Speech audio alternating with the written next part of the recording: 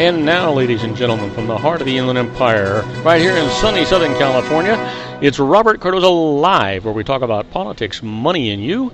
This is the intersection of business and politics. And now here's your host, Robert Cardoza. And welcome aboard. I am Robert Cardoza. You're listening to the intersection of business and politics right here on Robert Cardoza Live, where I do an honest, unbiased analysis of the issues confronting you today that affect the decisions that you're going to make for both your personal and your business life. I come to you every Monday through Friday on Spreaker Radio, Roar, 1776 Radio, and MyCast Live Radio from 3 p.m. to 5 p.m. Pacific Time. Also on 405 Media Radio, Monday through Friday from 6 a.m. to 7 a.m. Pacific Time, in addition to countless terrestrial stations worldwide. Please follow me on Facebook, Twitter, LinkedIn, Google+, Podomatic, and YouTube, where you can listen to my shows 24/7. Go to my website at www.robertcardozalive.com for archives of all my radio and television shows. You can also access my show live right from my website each day, simply by clicking on that little icon labeled Listen Live. Email me at robertcardozalive@gmail.com. That's where I get all the emails I deal with here on the show. And you can call into my show if you want to comment or just engage me in conversation about anything. Dial directly into the studio at 909-545-6516. Again, that number, 909-545-6516. On today's show, we're going to discuss what's in the news, new legislation, the IRS loses, and I'm going to answer your emails just like I always do. Today, my first contributor is Sean LaFay with his series, Geared for Wellness, and I have no idea what he's going to talk about today. You know, God only knows what we're going to talk about. We always go off on tangents, and I think that's a lot of the fun from his series. And my second expert contributor today, our own John Matthews with his continuing series, The Conservative Syndicate. And boy, I want to tell you, John is just fantastic. I can't wait to see what he's going to be talking about today. But I want you to stand by for news. And right now, I want you to know that at 3:02 p.m. Pacific Time, it is currently 95 degrees here in the heart of the Inland Empire in sunny Southern California. Well, let's go ahead and get into the news. And right now, I want to start off with the things that you actually need to know for today. It's the 10 things that you need to know for Thursday. Your daily look at late breaking news, upcoming events, and the stories that'll be talked about all day today and most of the day tomorrow. Right off the bat is how Russia flexes the muscles in Syria. Its warships fire cruise missiles from the Caspian Sea as Syrian government troops launch a ground offensive against rebels. And Obama apologizes to Doctors Without Borders over hospital strike in Afghanistan. The president promises the United States will examine military procedures to look for better ways to prevent such incidents. And why Clinton opposes the Pacific trade deal.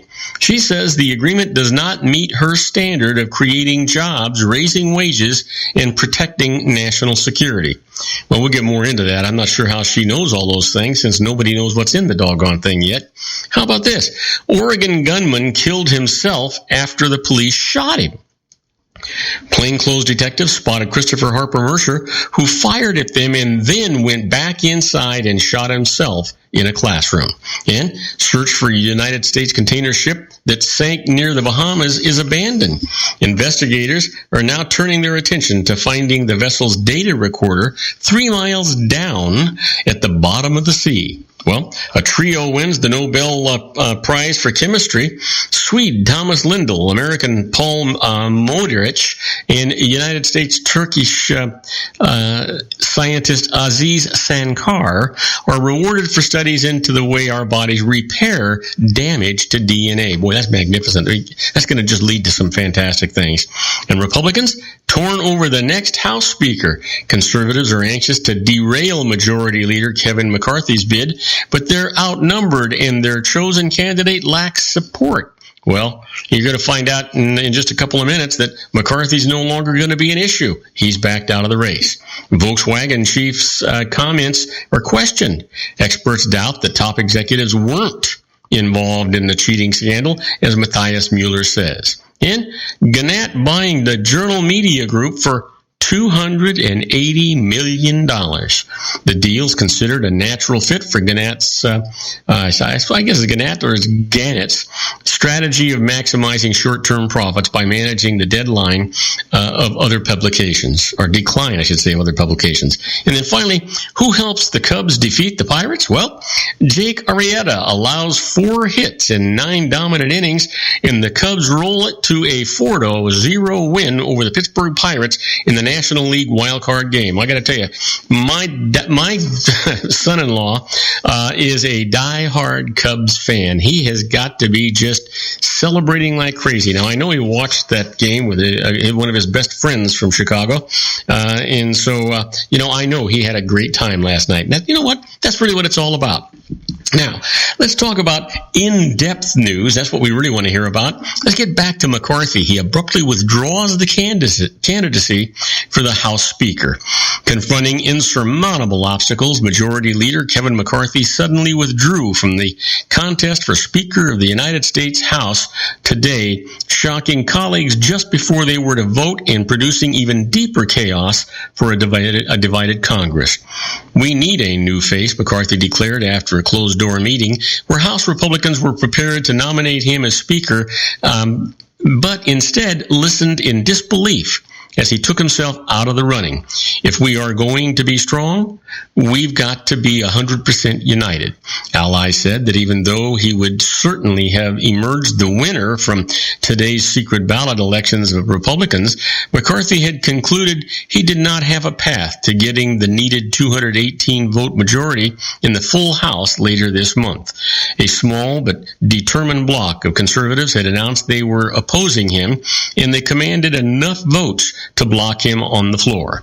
The same lawmakers, members of the hardline House Freedom Caucus, pushed outgoing Speaker John Boehner to announce his resignation just 2 weeks ago by threatening a floor vote on his speakership. Some of them cheered the announcement by Boehner's number 2. The establishment has lost 2 speakers in 2 weeks. K Street must be shaking in their boots. Mitch McConnell must be shaking in his boots too, said Representative Tim Huelskamp of Kansas, naming the Republican majority leader of the Senate. One immediate impact, however, might be to prolong Boehner's tenure. The Ohio Republican who had intended to leave October 30th said he would stay on until the House votes to elect a new speaker. Well, you know what? I think it's time for that to happen. It doesn't make any difference who they put in there. It seems to me like we have a lackluster Congress that does nothing anyway. So, who cares? Nothing's getting done. How about this? Clashes intensify in Syria from Russian-backed offensive. Clashes intensified today between Syrian troops and insurgents in central and northwestern Syria, part of what a top general called a wide-ranging offensive aided by Russian airstrikes and apparently aimed at clearing positions near government strongholds on the coast. U.S. defense officials said as many as 4 of the 26 long-range cruise missiles that Russia said yesterday it fired at Syria landed instead in Iran, but it was unclear if they caused any significant damage. Russia said all of its missiles fired from warships hit their targets. Russia's involvement in Syria, which began with airstrikes September the 30th and escalated yesterday with cruise missiles, raises serious concerns. NATO Secretary General Jens Stoltenberg said after a meeting of the alliance's defense ministers in Brussels. Russia says its air campaign in Syria is aimed against militants of the Islamic State and al-Qaeda-linked groups, but the West accuses it of intervening to support President Bashar against even moderate rebels in the civil war. Now, having said that, do not go away, because when we come back, who's on the line? Yep, the Volkswagen executive apologizes, but says the scandal wasn't his fault. Well, we'll find out all about that after these brief messages. Do not go away. We'll be right back. If you want to increase your client base and sales, then consider this. The Relationship Building Network at RBN. Given the current economic conditions and challenges, we all need to work smarter, make smarter decisions, invest our hard-earned dollars where it'll yield the best return for our investment. Many business professionals claim that the most effective networking group in Orange County is RBN. No other networking group or organization can offer what RBN offers. Make every year your best year. Join RBN and start reaping the benefits today. Nearly 3,000 businesses have joined RBN and experienced those benefits. Why join RBN? It's one group. It's one membership. It's no renewals. It's all through Orange County. RBN is a freestyle networking group. No mandatory attendance, no restrictions, no rules, and no penalties. Call them at 949-830-5776 or go to their website at rbninfo.com. That's 949-830-5776. If you've ever dreamed of having your own business to make your life secure, Water's Edge Wineries might be just the ticket. In 2004, their founder, Ken Lineberger, created the first winery franchise in California. It was a new concept with all of the functionality of a traditional winery, but without the vineyards. They purchased high-quality grape must from one of the largest winemaking companies in the world. Then they craft each wine carefully and bottle it right at their location. The winery was built to satisfy consumer demand for wine by the bottle and by the glass, but still kept the element of allowing customers to bottle their own custom vintage. Now, they're opening urban wineries across the United States under the brand Water's Edge Wineries. If you've ever dreamed of owning your own winery, it may be in reach right now through Water's Edge Wineries. Just give them a call at 909-468-9463, extension 700. That's Water's Edge Wineries, 909-468-9463.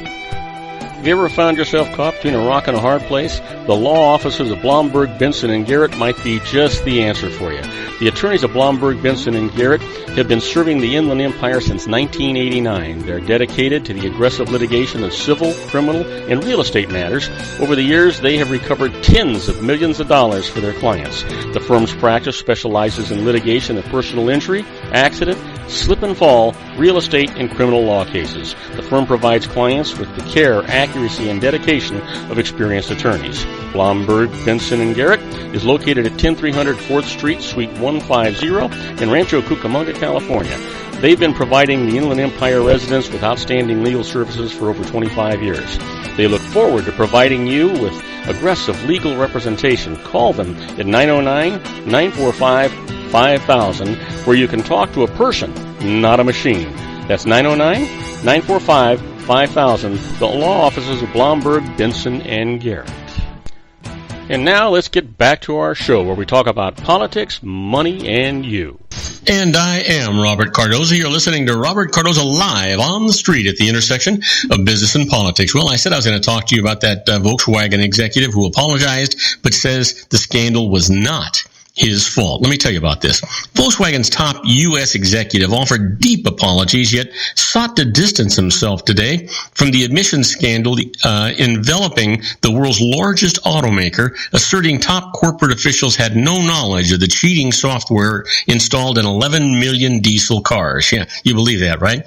Though he said he hadn't been briefed on the preliminary findings of the ongoing internal investigation, Volkswagen of America CEO Michael Horn told a congressional committee that a tiny group of software developers in Germany was responsible for the computer code that enabled the cars to trick U.S. government emissions tests.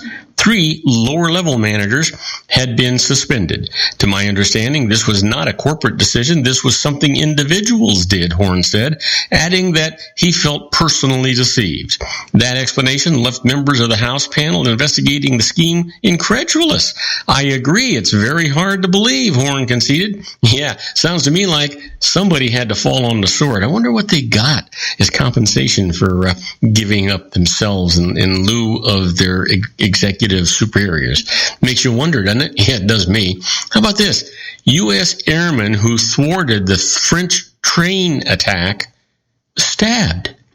Airman First Class Spencer Stone, celebrated as a hero for helping to stop a terror attack on a French train over the summer, was stabbed and seriously wounded outside a bar in his hometown early today in what police said was an alcohol-related brawl. Stone, 23, was knifed repeatedly in the upper body, but was expected to survive, authorities said. He was taken to UC Davis Medical Center. This incident is not related to terrorism in any way, Police Chief Ken Bernard said. We know it's not related to what occurred in France months ago. A grainy surveillance video from a camera outside a liquor store showed a man who appeared to be Stone fighting with several people at an intersection. The group spilled into the street as people took swings at each other, and one person got knocked down. Police said 2 assailants fled in a car. No immediate arrests were actually made. Bernard said Stone was out with 4 friends when they got into a fight with another group of people.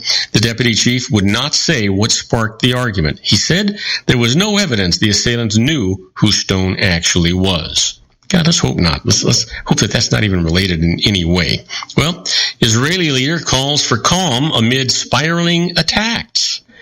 Prime Minister Benjamin Netanyahu sought to calm Israelis Thursday, or today I should say, as a wave of Palestinian stabbing attacks spread deeper into Israel and clashes erupted across the West Bank, vowing to combat the growing violence without alienating international allies.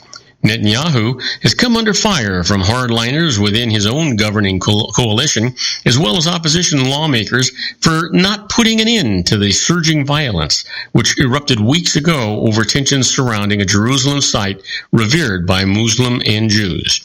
The unrest began with clashes between Palestinian protesters and Israeli police within the Jerusalem Hilltop compound, but in recent days, the violence has intensified in a series of attacks by Palestinians carried out mainly by young people with no known links to armed groups, has shocked Israelis and raised fears of a new uprising. Israelis are acting with bravery, courage, restraint, and determination to neutralize and kill the terrorists in the act. Netanyahu told reporters at a press conference with top defense officials, with persistence, systematically, and with determination, we will prove that terror does not pay. Well, if anybody can do that, I got to tell you, I think the Israelis can do it. When they say terrorism doesn't pay, they mean the terrorists are going to pay the price. That's what they mean. Well, in an Oregon visit, Obama will find grief, but no resentment. When President Barack Obama arrives in Oregon on Friday, he's going to find a timber town still in mourning over the shooting that killed 8 community college students and a teacher. But he will also find another deeply held emotion, seething anger over his calls for new gun restrictions. Only a week after a gunman strode into a writing class and opened fire on classmates, many people in the region known as Oregon's Bible Belt are quick to reaffirm their opposition to stricter gun laws. At least one parent of a shooting survivor says his family will not meet with the president, although his daughter said she hopes to. And gun rights supporters plan to protest during Obama's visit. He's not wanted here. He's coming here purely to push his garbage, and we don't want it, said Michelle Finn, who is helping to organize the protest plan for intersections near the small airport where Obama's helicopter is expected to touch down. You know the sad part about this? This is not about gun control. This is about people control. It's not guns that are the problem. You know, and if we're not going to do the proper background checks and we're not going to use some kind of a due diligence, shame on us. I support the Second Amendment, the right to bear arms, but you know what? I have a real problem with any intelligent, reasonable, logical individual who wants to put weapons and dangerous guns and things in the hands of children and people who suffer from mental and psychological disorders. There's got to be something better than that. That's just illogical. That makes no sense at all. And I don't even think that the majority of the NRA would support that. These are just people that are often never-never-land. Well, Paul Perdomo, Louisiana chef who popularized Cajun food, died today. Paul Prudhomme, the Cajun who popularized spicy Louisiana cuisine and became one of the first American restaurant chefs to achieve worldwide fame, died today. He was 75 years old. Tiffany Rapolo, the CFO of Prudhomme's businesses, told the Associated Press that he died early today after a brief illness. Prudhomme became prominent in the early 1980s, soon after opening K. Paul's Louisiana Kitchen, a French Quarter diner that served the meals of his childhood. He had no formal training, but sparked a nationwide interest in Cajun food by serving dishes gumbo, etouffee, and jambalaya that were virtually unknown outside of Louisiana. The distinctly American chef became a sensation at a time when the country's top restaurants served virtually nothing but European food. You know what? He's going to be missed. He was a great guy. He set off that whole era of the celebrity chef. Now, don't go away, because when we come back, I'm going to talk about the IRS loses. First case up is one that the IRS just conceded. It was an IRA rollover deadline that was extended for a widow. I'll tell you all about that right after these brief messages. Do not go. Isn't it time to shine the spotlight on your expertise? The Interview, starring you. Here's your chance to capture 5 minutes of fame with The Interview. This isn't just any interview. This is your opportunity to showcase your expertise and position yourself as a trusted expert in a one-on-one video interview hosted by Robert Cardoza, host of the nationally syndicated show Robert Cardoza Live and powered by AHA Studios. What is it? A professionally recorded video for your use. Robert Cardoza interviews you on the set where he records his show. Professional interview showcases your expertise and value, shot in a state-of-the-art studio. And what's in it for you? Gain credibility as an expert, earn the trust of your target market, educate in a way that intrigues your audience, gain a powerful marketing tool that offers dozens of uses, website, video sharing sites, social media, email, DVDs, direct mail, lobby video, resumes, profile building, all that kind of stuff. Association with the nationally syndicated celebrity. That's right. And let's talk about AHA Studios. AHA is a strategic marketing firm that leverages the powerful in visual persuasion to help your business create powerful messages that connect with your target market. AHA ventures way beyond strategy, delivering the marketing collateral you need to start driving a new business through your doors. AHA has a full-service, in-house, state-of-the-art production studio to bring your messages to life using video. Discover how to make The Interview work for you. Call 949-831-2222. That's 949-831-2222. AHA Image Studios Incorporated. Dr. Stephen Tidwell, Gentle Family Dentistry in a caring, personalized environment. Here at Dr. Tidwell's office, we are dedicated to helping you keep your teeth healthy. We are a state-of-the-art dental practice that still believes in traditional values, such as excellent customer service and individual attention. We have a special welcoming offer for you for just $39, a complete exam, personal consultation, professional cleaning, and all necessary x-rays. That's a $266 value for $39. Dr. Tidwell has 2 convenient locations and experienced staff to provide you with professional care and personal attention that you deserve. Call today. Don't delay a great smile another day.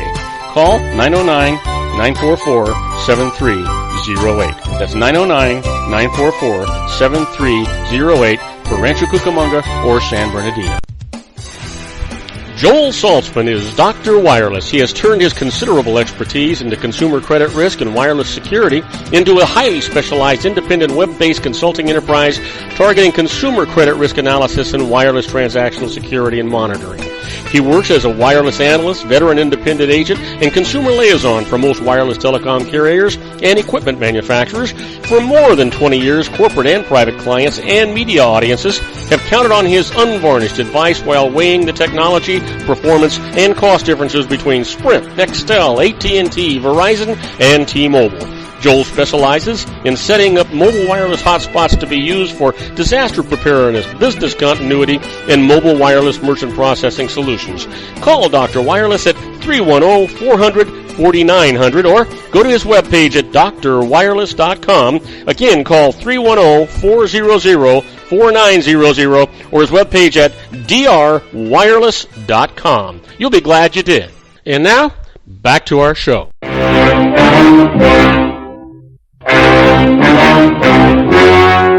The story you are about to see is true. The names have been changed to protect the innocent. Oh, yeah, here we are, my favorite part of the show, the IRS loses. This just sends chills up and down my spine, in spite of the fact that right now it's 95 degrees outside here in the heart of the Inland Empire in sunny Southern California. I just get excited about this section. So let me just get right to it. First case up is the one that the IRS actually conceded. It says the IRA rollover deadline was extended for a widow. Let me tell you the story. An individual died, and his financially unsophisticated widow inherited his balance in his employer's qualified retirement plan. Now, the plan's managers sent her a check for the full amount, but gave her no advice regarding what to do with it, nor any explanation of applicable tax rules. So she put the money in a regular bank account. She didn't learn of the rules for rolling the funds into an IRA until she talked to an accountant after the 60-day rollover deadline had already passed. So this is what the IRS's ruling was. The widow's failure to make a rollover was due to reasonable cost beyond her control. So the deadline is waived and she can make that rollover without penalty. You know what else? Here's the thing. IRS sounds like they're good folks, right? Well, here's the deal. They know that she would have taken this to court. They know she'd have won this in court. And the court would not have allowed the IRS to treat her that unfairly. Let me tell you about another one. The IRS loses. A levy is stopped for trying to collect extra tax. Here's the story. Brad Clark reached an installment agreement for his 1999 tax bill, but the IRS added $222 to the bill that it said he owed for 2004.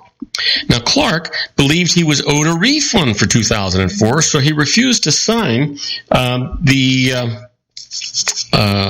sorry, I lost my spot. Let's see here. He refused to sign. Because he didn't sign, the IRS moved to levy against him to collect the 1999 tax and kept his 2005 refund to pay for the 2004 tax. Clark protested the levy of the 1999 tax, on which he had already been making payments by the terms of the installment agreement. But the IRS appeals said that since the levy was not collecting the 2004 tax, it would not consider the 2004 tax bill at all. So Clark, what did he do? He went to tax court. And here's their decision. Taking the 2005 refund for the unproved 2004 tax bill was clearly improper. So appeals hadn't followed the law. Clark gets a new appeals hearing, and the levy is stopped until then. And by the way, just so you'll know, he won. That's what sends the chills up and down my spine. Oof. Let's give you one more. The IRS loses. Being in jail does not disqualify a mother for earned income credit. You're saying this is a big deal? I'll tell you about it. Cynthia Rowe lived with her children until the beginning of June, after which she was incarcerated in jail for the rest of the year. She claimed the earned income credit, but the IRS said that she was ineligible for it because she hadn't lived with the children for more than half the year. She protested, went to court. This is what the judge said in court. Rowe never changed her permanent address or residence, and her time away from it while incarcerated was only temporary. So she continues to meet the residence requirement and can claim the earned income credit. Now, why do I say it's a bigger deal than you think? For her, that earned income credit was $5,000, in addition to which the IRS had to pay her the interest on that $5,000, in addition to which the judge ordered the IRS to pay her attorney fees. Now that is what sets chills up and down your spine. You gotta just love this stuff. I just gotta love this stuff, you guys. Come on. You ever want to be a fly on the wall when the IRS is making decisions and doing stuff? Well, that's what we're at when we're talking about inside the IRS.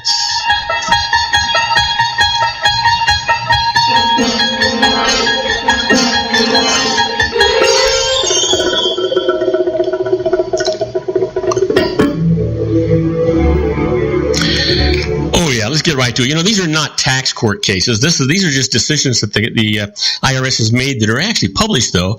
And you can use these things for your own personal knowledge on fighting back with the IRS and actually using them as a precedent. So let me tell you about this first one. Getting audited by mail. You think that could ever happen to you? Well, it's just a matter of time. There was a time when a majority of audits actually took place by mail because Congress needed money. That was when the Great Recession was at its height, and no money was going into Washington D.C. because nobody had any money, right? So what they wound up doing was doing these audits and getting extra money that way. Very unfair. Who do you punish for your bad deeds? Yeah, the citizens. Why not? Well, let's talk about getting audited in mail. In recent years, the IRS has increased its audit coverage of individual taxpayers by conducting correspondence audits. Now, correspondence audits numbered almost 1 million last year, bringing in an average of $7,800 in additional tax. Now, what if, let's see here, you were selected for a correspondence audit. You know that your return includes some gray areas having to do with income, right? But the IRS says that it only wants to examine your medical expenses. Here's your best approach. Consider not responding at all, in which case the IRS might simply disallow the medical expenses, leaving your income unscrutinized. But be careful.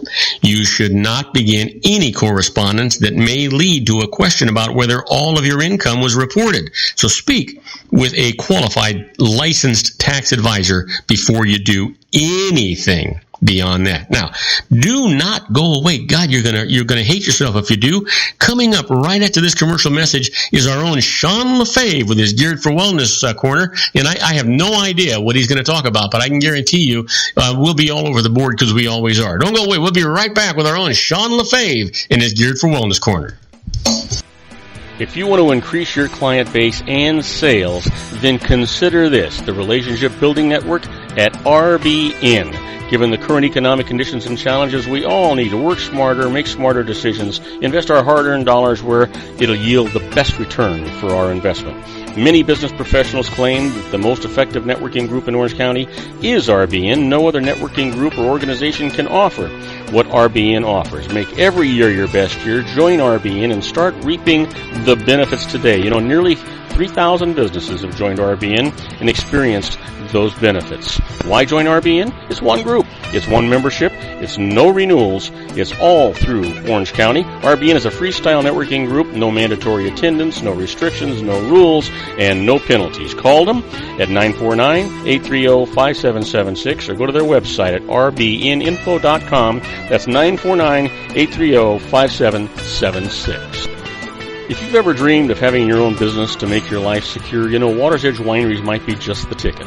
In 2004, their founder, Ken Lineberger, created the first winery franchise in California. It was a new concept with all of the functionality of a traditional winery, but without the vineyards. They purchased high-quality grape must from one of the largest winemaking companies in the world. Then they craft each wine carefully and bottle it right at their location. The winery was built to satisfy consumer demand for wine by the bottle and by the glass, but still kept the element of allowing customers to bottle their own custom vintage. Now, they're opening urban wineries across the United States under the brand Water's Edge Wineries. If you've ever dreamed of owning your own winery, it may be in reach right now through Water's Edge Wineries. Just give them a call at 909-468-9463, extension 700. That's Water's Edge Wineries, 909-468-9463. Have you ever found yourself caught between a rock and a hard place? The law offices of Blomberg, Benson, and Garrett might be just the answer for you. The attorneys of Blomberg, Benson, and Garrett have been serving the Inland Empire since 1989. They're dedicated to the aggressive litigation of civil, criminal, and real estate matters. Over the years, they have recovered tens of millions of dollars for their clients. The firm's practice specializes in litigation of personal injury, accident, slip and fall, real estate, and criminal law cases. The firm provides clients with the care, accuracy, and dedication of experienced attorneys. Blomberg, Benson, and Garrett is located at 10300 4th Street, Suite 150 in Rancho Cucamonga, California. They've been providing the Inland Empire residents with outstanding legal services for over 25 years. They look forward to providing you with aggressive legal representation. Call them at 909-945-5000, where you can talk to a person, not a machine. That's 909-945-5000. The law offices of Blomberg, Benson, and Garrett. And now let's get back to our show where we talk about politics, money, and you. And I am Robert Cardoza. You're listening to Robert Cardoza live on the street at the intersection of business and politics. We're at 3:34 p.m. Pacific time. It is currently 95 degrees here in the heart of the Inland Empire in sunny Southern California. Well, that's down from 97, so we're going in the right direction. But boy, you want to talk about hot. We have got a hot guy coming on right now. But you know what? I want to give him the proper introduction that we want him to have, and then we'll bring him in here. So let's give him his proper introduction. And now, ladies and gentlemen, coming to you from his personal meditation lounge in Orange County, California, a professional dedicated to conquering many chronic conditions from autism to weight loss and everything in between. The nationally recognized wellness coach, consultant, and lecturer, Sean Lefebvre, in his Geared for Wellness Corner.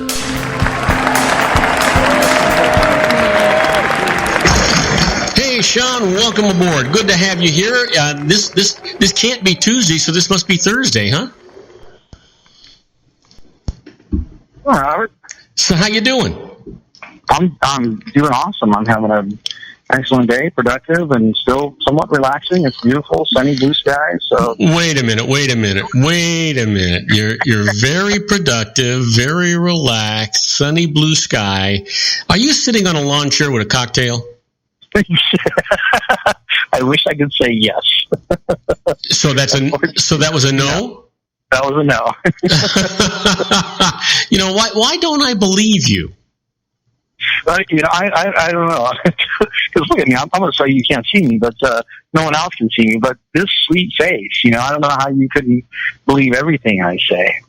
I'm like an angel. Oh, man. Yeah, I guess.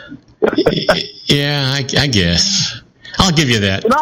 I can be productive and still have a relaxing day at the same time. It's kind of nice, It happens once in a while. It's supposed to be scorcher the next couple of days. I don't think it's going to be so fun. It's supposed to be hot next couple of days. This weekend's supposed to be like.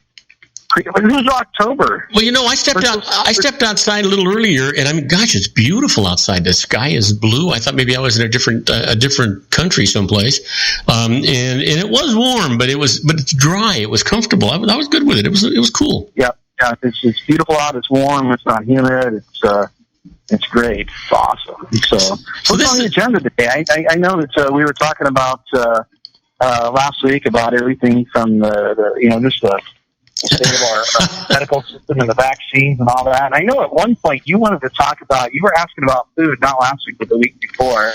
Well, I'll tell you what I ate. Kind of what I wanted to deal with, and you know what, and I'm glad that you brought this up because I'm old, so I forget. I forgot this morning, much less yesterday, and so the thing, we talk so much about food and the effect of food on the body and the mind, the brain, and the way you function and everything, and I thought it might be really interesting for you and I to compare a normal day's meals. Sure. Okay. Absolutely. So let's. I don't know that I have normal, but let's start with you because and then I'll disappoint the world with mine. But basically, let's go ahead and start with you. When you get up in the morning, besides your toothbrush, what's the next thing you reach for? What's the first thing you start your day off with? Is it food or is it a cup of coffee? Is it orange juice? What do you start your day off with? I recently just kind of taking a little bit of hiatus. For some reason, I decided October I was going to kind of cut out a few things. So I'll go with what I would normally do and not count what I've been doing for the last week. Okay. But so I kind of cut out coffee and most caffeine-based products, except I've been drinking some tea here a little bit. But normally, first thing I do in the morning is I usually have an espresso, and I'll kind of maybe go over some of the things a little bit as we go over. Like espresso, for instance, I do one espresso. And one espresso really has very little caffeine. So people think espresso because it's really strong flavor. Really? It has very little caffeine? Yep. It's a single shot of espresso has 40 milligrams of caffeine. So most people have somewhere between a single to a double shot when they do an espresso. Mm-hmm. So figure 40 to, even if you have a double, it's 80 milligrams of caffeine. or a standard cup of coffee, just a regular average, what would that probably be, like a 12-ounce cup of drip coffee has, I think it's 240 milligrams of caffeine. Okay, stop there for a second. Hang on a second. So explain to me what the big enticement of espresso is. I must be under a misconception that people drank espresso because it was strong and loaded with caffeine to wake them up. Apparently, that's not the case. Yeah, a lot of people think that that's the case, and I know for me personally, I like the espresso because it gives me just enough caffeine, and it does give me a little bit of boost, and it feels great, but it doesn't overload my body. And I'm one of these people that if I drink too much caffeine, like if I have like a large cup of coffee, it'll actually put me to sleep. Like an excessive amount of caffeine will most people will get them just really wiry and real jittery. It'll actually put to sleep. So I like to have just a little bit of espresso. And I think the appeal to us for espresso. Okay, so when you're having that cup of espresso, that little dibitas of espresso, are you dipping a Krispy Kreme donut into that? What are you doing? No, I just shoot it straight back. I just drink it like I would, almost like a shot. So, Okay. So, but at some point, you've got to put something in that tummy of yours, and I'm assuming that's breakfast. Would you agree that breakfast is probably one of the most important meals of the day? Oh yeah, I totally agree. Okay, so what's a typical Sean Lefebvre breakfast? Well, it depends. Now, I live, and I'm really fortunate. I tell you what, my household is a lot of fun. I live with my son. He'll be 20 on Mondays, and you hear me talk about him a lot. But actually, we have a couple of his buddies that live with us as well. And one of them, for family reasons, his dad came down with cancer, and he was going to college, and they couldn't afford to pay his rent at college anymore, so he moved in with us. And then one of their buddies, a buddy that the two of them have in common, said, "Hey, I want to come live with you guys too." And so he moved in, and so I've got my son who'll be 20 on Monday, and then a 22-year-old and a 23-year-old, and myself. So we got these four bachelors living there, and all right. Listen, you're not getting me down to breakfast, but you are getting me down to the fact that you're living your youth all over again. Oh yeah, I'm totally reliving my youth. Great. But all right, I want to hear. I don't want to hear about the army that you're bivouacking with. I want to hear about what you eat for breakfast. You've got that's fundamental for this part. So for those who can't see me, I'm an average white guy. I'm French, Irish, and German, and like of descent. And it's almost 6'6" and 387 pounds. Exactly. But so I'm just an average white guy, and of course my son, same thing. But the two guys who live with us, one is Thai, and the other one is Filipino. And so now the one guy who's Thai by descent, they're both American, born and raised, but their parents are. Are we gonna get to breakfast before the commercial break? Yep. So Moses, who's the guy who's Thai, he loves all kinds of Asian food. Like he almost doesn't even like eating white people food, as I call it now. So he makes breakfast a lot in the mornings, and that's now we're at breakfast. So what he does is he takes rice, and it's white rice, and he cooks it in a steamer, but he uses like about twice the amount of water you would normally use. So it turns it into kind of like almost a oatmeal texture, and so it's kind of like a porridge-y kind of rice. And then we'll eat that, and we eat with chopsticks and the whole bit. And we'll have they have these little jars of like pickled cucumbers or pickled radishes, or there's like seaweed sprinkles or seaweed paste, and we got. All right. And are you going to drink anything with this? Like Pepto-Bismol, anything like that? No, the stuff's awesome. It's great. So all this food is it's a real food. All right, I'm a normal guy. Let me tell you what I do. I get up in the morning and I start off with a cup of regular coffee, black regular coffee. And that's usually not enough. So when I finish that one, I have a second cup of black regular coffee. Now, by the time you're already up to about somewhere between probably 5 to 10 times the amount of caffeine. That's okay. I'm dealing with it.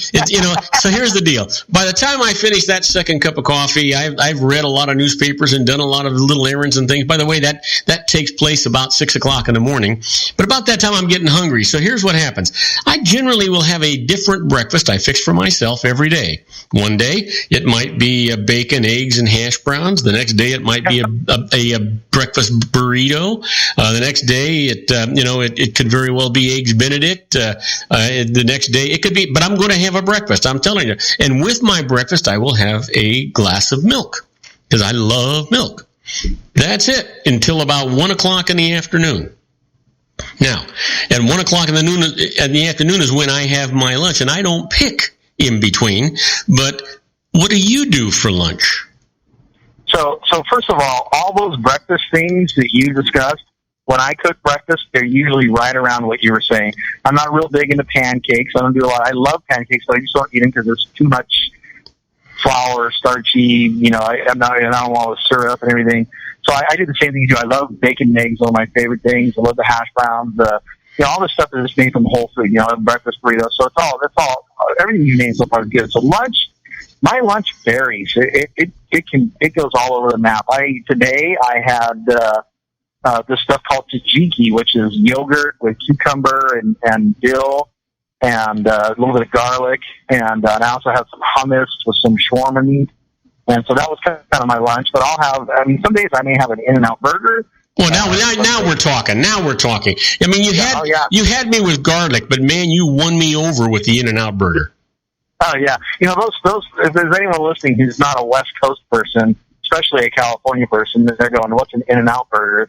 And it is the best. And I say fast food. I almost hesitate because I hate calling it fast food because they really, In-N-Out burger. I don't know if you've ever noticed this. They have no freezers anywhere in any of their restaurants, any of their stores. That's a good thing. Yeah, nothing is ever frozen. They get their meat delivered fresh every day. They cook it up every day, and if it doesn't get used by its expiration, all right, stop selling. They're not going to give you any free hamburgers, so cut it out. They should. But their French fries, you can watch them cut the French fries from the potato right there in front of you, and then throw it in the fryer and cook it up. Well, if I had one of those hand squishy things, I'd make my own damn French fries too. You can buy them. So that's as fast food goes. In-N-Out burgers are pretty much the only place I'll eat. Well, you know what? But I honestly don't consider In-N-Out burger a fast food joint, even though it is fast food, because they are using all fresh, natural ingredients. They do a heck of a job. So that actually counts as a healthy meal for me. Now, I can tell you what I had. I can tell you, I might have a sandwich. I might, like today, I had a piece of chicken marsala with a little bit of pasta with it, and the drink of choice I had today was water. I had ice water. I love to drink water, so I did that. And that's what I had for lunch, and that was at 1 o'clock. I may or may not have just we'll talk about that after the commercial break. After that, but now you and I are pretty well aligned with the garlic and the In-N-Out burger. The rest of this stuff, so far, I'm out of the box with. So everything you're saying is stuff that I would eat too. So we're totally in alignment on too. Okay, so we're talking to our own Sean LaFave with his Geared for Wellness Corner. We're talking about his diet and my diet, and not too far off. Pretty far off. Anyway, we're going to talk some more about that when we come back from this commercial message. Don't go away. We'll be right back with the stuff that's good for you, what's not good for you. We might even give you some true confessions. Who knows what's going on? We'll be right back. Don't go away. Isn't it time to shine the spotlight on your expertise? The Interview, starring you. Here's your chance to capture 5 minutes of fame with The Interview. This isn't just any interview. This is your opportunity to showcase your expertise and position yourself as a trusted expert in a one-on-one video interview hosted by Robert Cardoza, host of the nationally syndicated show Robert Cardoza Live and powered by AHA Studios. What is it? A professionally recorded video for your use. Robert Cardoza interviews you on the set where he records his show. Professional interview showcases your expertise and value, shot in a state-of-the-art studio. And what's in it for you? Gain credibility as an expert, earn the trust of your target market, educate in a way that intrigues your audience, gain a powerful marketing tool that offers dozens of uses, website, video sharing sites, social media, email, DVDs, direct mail, lobby video, resumes, profile building, all that kind of stuff. Association with the nationally syndicated celebrity. That's right. And let's talk about AHA Studios. AHA is a strategic marketing firm that leverages the powerful and visual persuasion to help your business create powerful messages that connect with your target market. AHA ventures way beyond strategy, delivering the marketing collateral you need to start driving a new business through your doors. AHA has a full-service, in-house, state-of-the-art production studio to bring your messages to life using video. Discover how to make the interview work for you. Call 949-831-2222. That's 949-831-2222. AHA Image Studios Incorporated. Dr. Stephen Tidwell, Gentle Family Dentistry in a caring, personalized environment. Here at Dr. Tidwell's office, we are dedicated to helping you keep your teeth healthy. We are a state-of-the-art dental practice that still believes in traditional values, such as excellent customer service and individual attention. We have a special welcoming offer for you for just $39, a complete exam, personal consultation, professional cleaning, and all necessary x-rays. That's a $266 value for $39. Dr. Tidwell has 2 convenient locations and experienced staff to provide you with professional care and personal attention that you deserve. Call today. Don't delay. A great smile another day. Call 909-944-7308. That's 909-944-7308 for Rancho Cucamonga or San Bernardino. Joel Saltzman is Dr. Wireless. He has turned his considerable expertise into consumer credit risk and wireless security into a highly specialized independent web-based consulting enterprise targeting consumer credit risk analysis and wireless transactional security and monitoring. He works as a wireless analyst, veteran independent agent, and consumer liaison for most wireless telecom carriers and equipment manufacturers. For more than 20 years, corporate and private clients and media audiences have counted on his unvarnished advice while weighing the technology, performance, and cost differences between Sprint, Nextel, AT&T, Verizon, and T-Mobile. Joel specializes in setting up mobile wireless hotspots to be used for disaster preparedness, business continuity, and mobile wireless merchant processing solutions.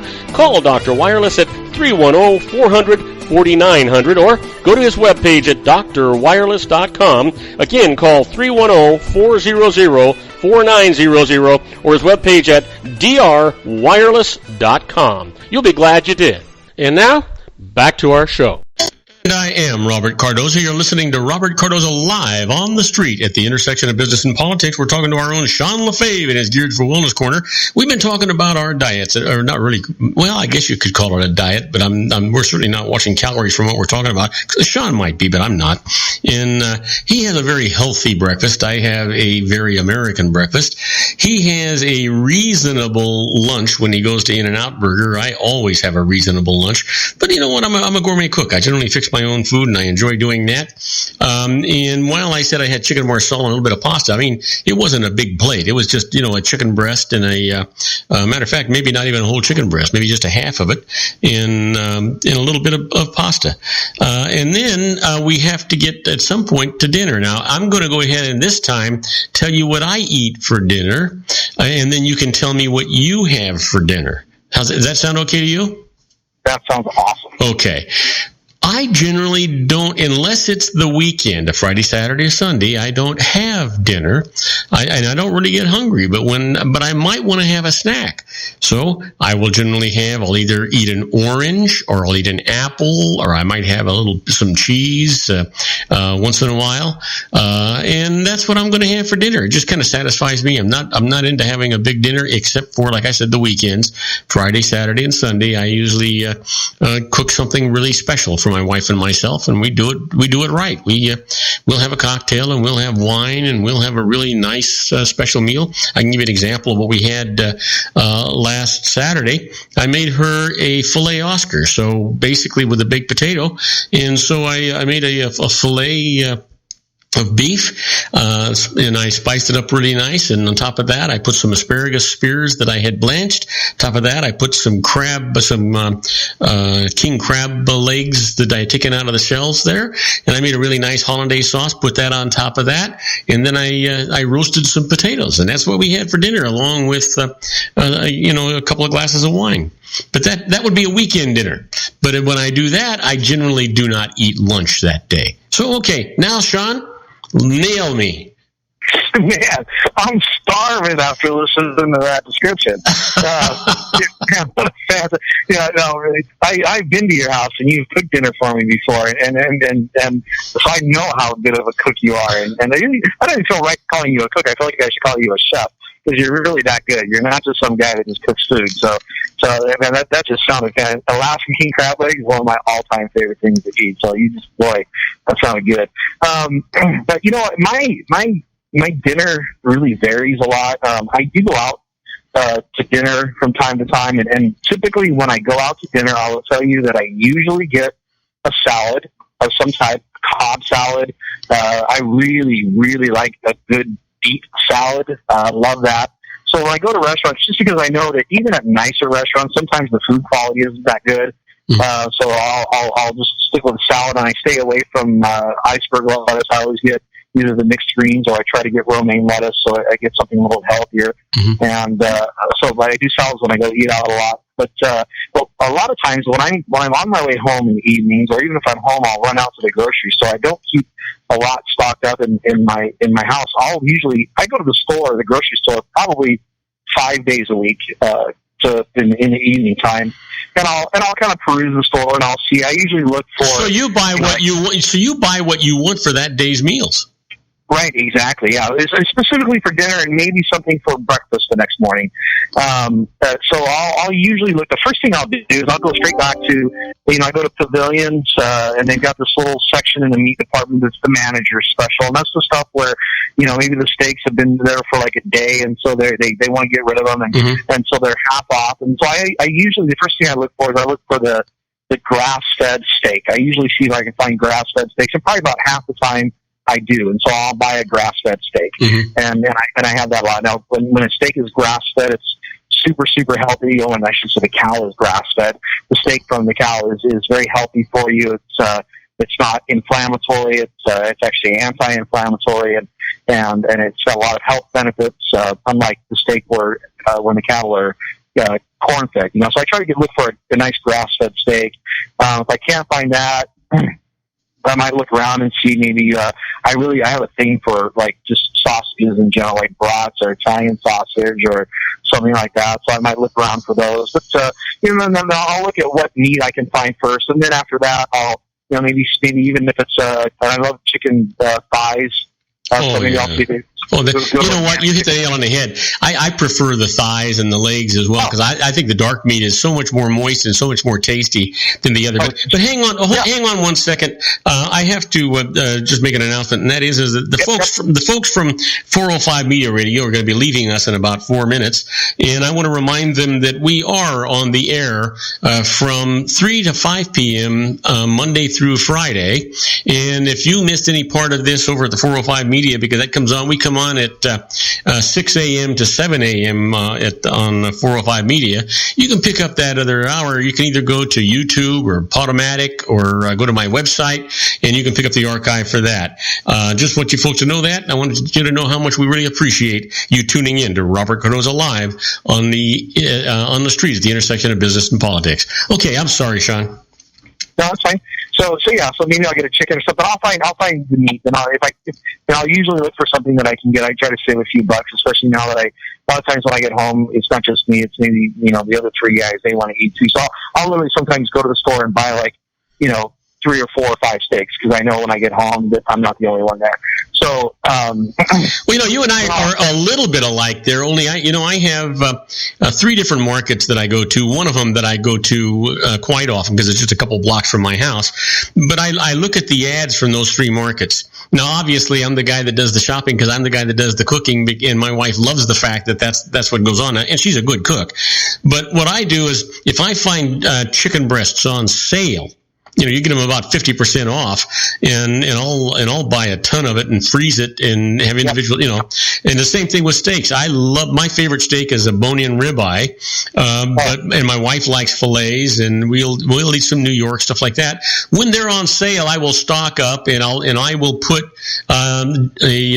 put them in the freezer bags in the right proportions so that we can just take out what we want for the day that we want it, and we stock up that way. And we actually save a great deal of money by doing it that way.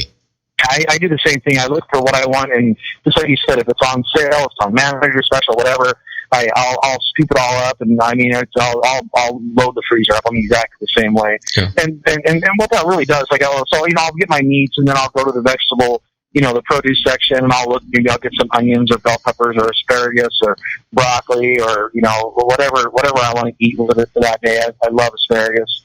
I'll sometimes I'll get a potato or some sort of other starch, but I really don't do a lot of starches in the evening time. I like to limit. Well, yeah, but you eat rice, so you are doing starches. Well, no, that's in the morning. Oh, yeah. That's the morning. Yeah, in the evening, I like to limit my starches. I like to limit my carbohydrates in the evening. I like to eat mainly vegetables and protein, and actually I like to get the higher fat. Like when it comes to the steaks, I actually like the steaks that have the marbling, that have the higher, that big old strip of fat on them. Yeah. I love that. Oh, yeah. Oh, my gosh. So let me ask you this, because you were talking about a Cobb salad. And I'm not a big salad eater, but I do enjoy salads. But my very favorite salad, I think, is probably a chef's salad, because I love the idea that it's got turkey and ham and beef and the hard-boiled eggs and all the stuff in it. I just love that. And I'm not sure that I know the difference between that and a Cobb salad, other than I think a Cobb salad has more vegetables than it has the lean meats, right? Yeah, a Cobb salad has, it's obviously a lot of lettuce, but it's got avocado, which I can't get enough of avocado. Love avocados. Mm-hmm. It's got blue cheese and bacon and chicken, and I'm trying to think what else. I think some olives or something like that on it. And so I usually get a blue cheese dressing to go with it as well. I love blue cheese. Mm.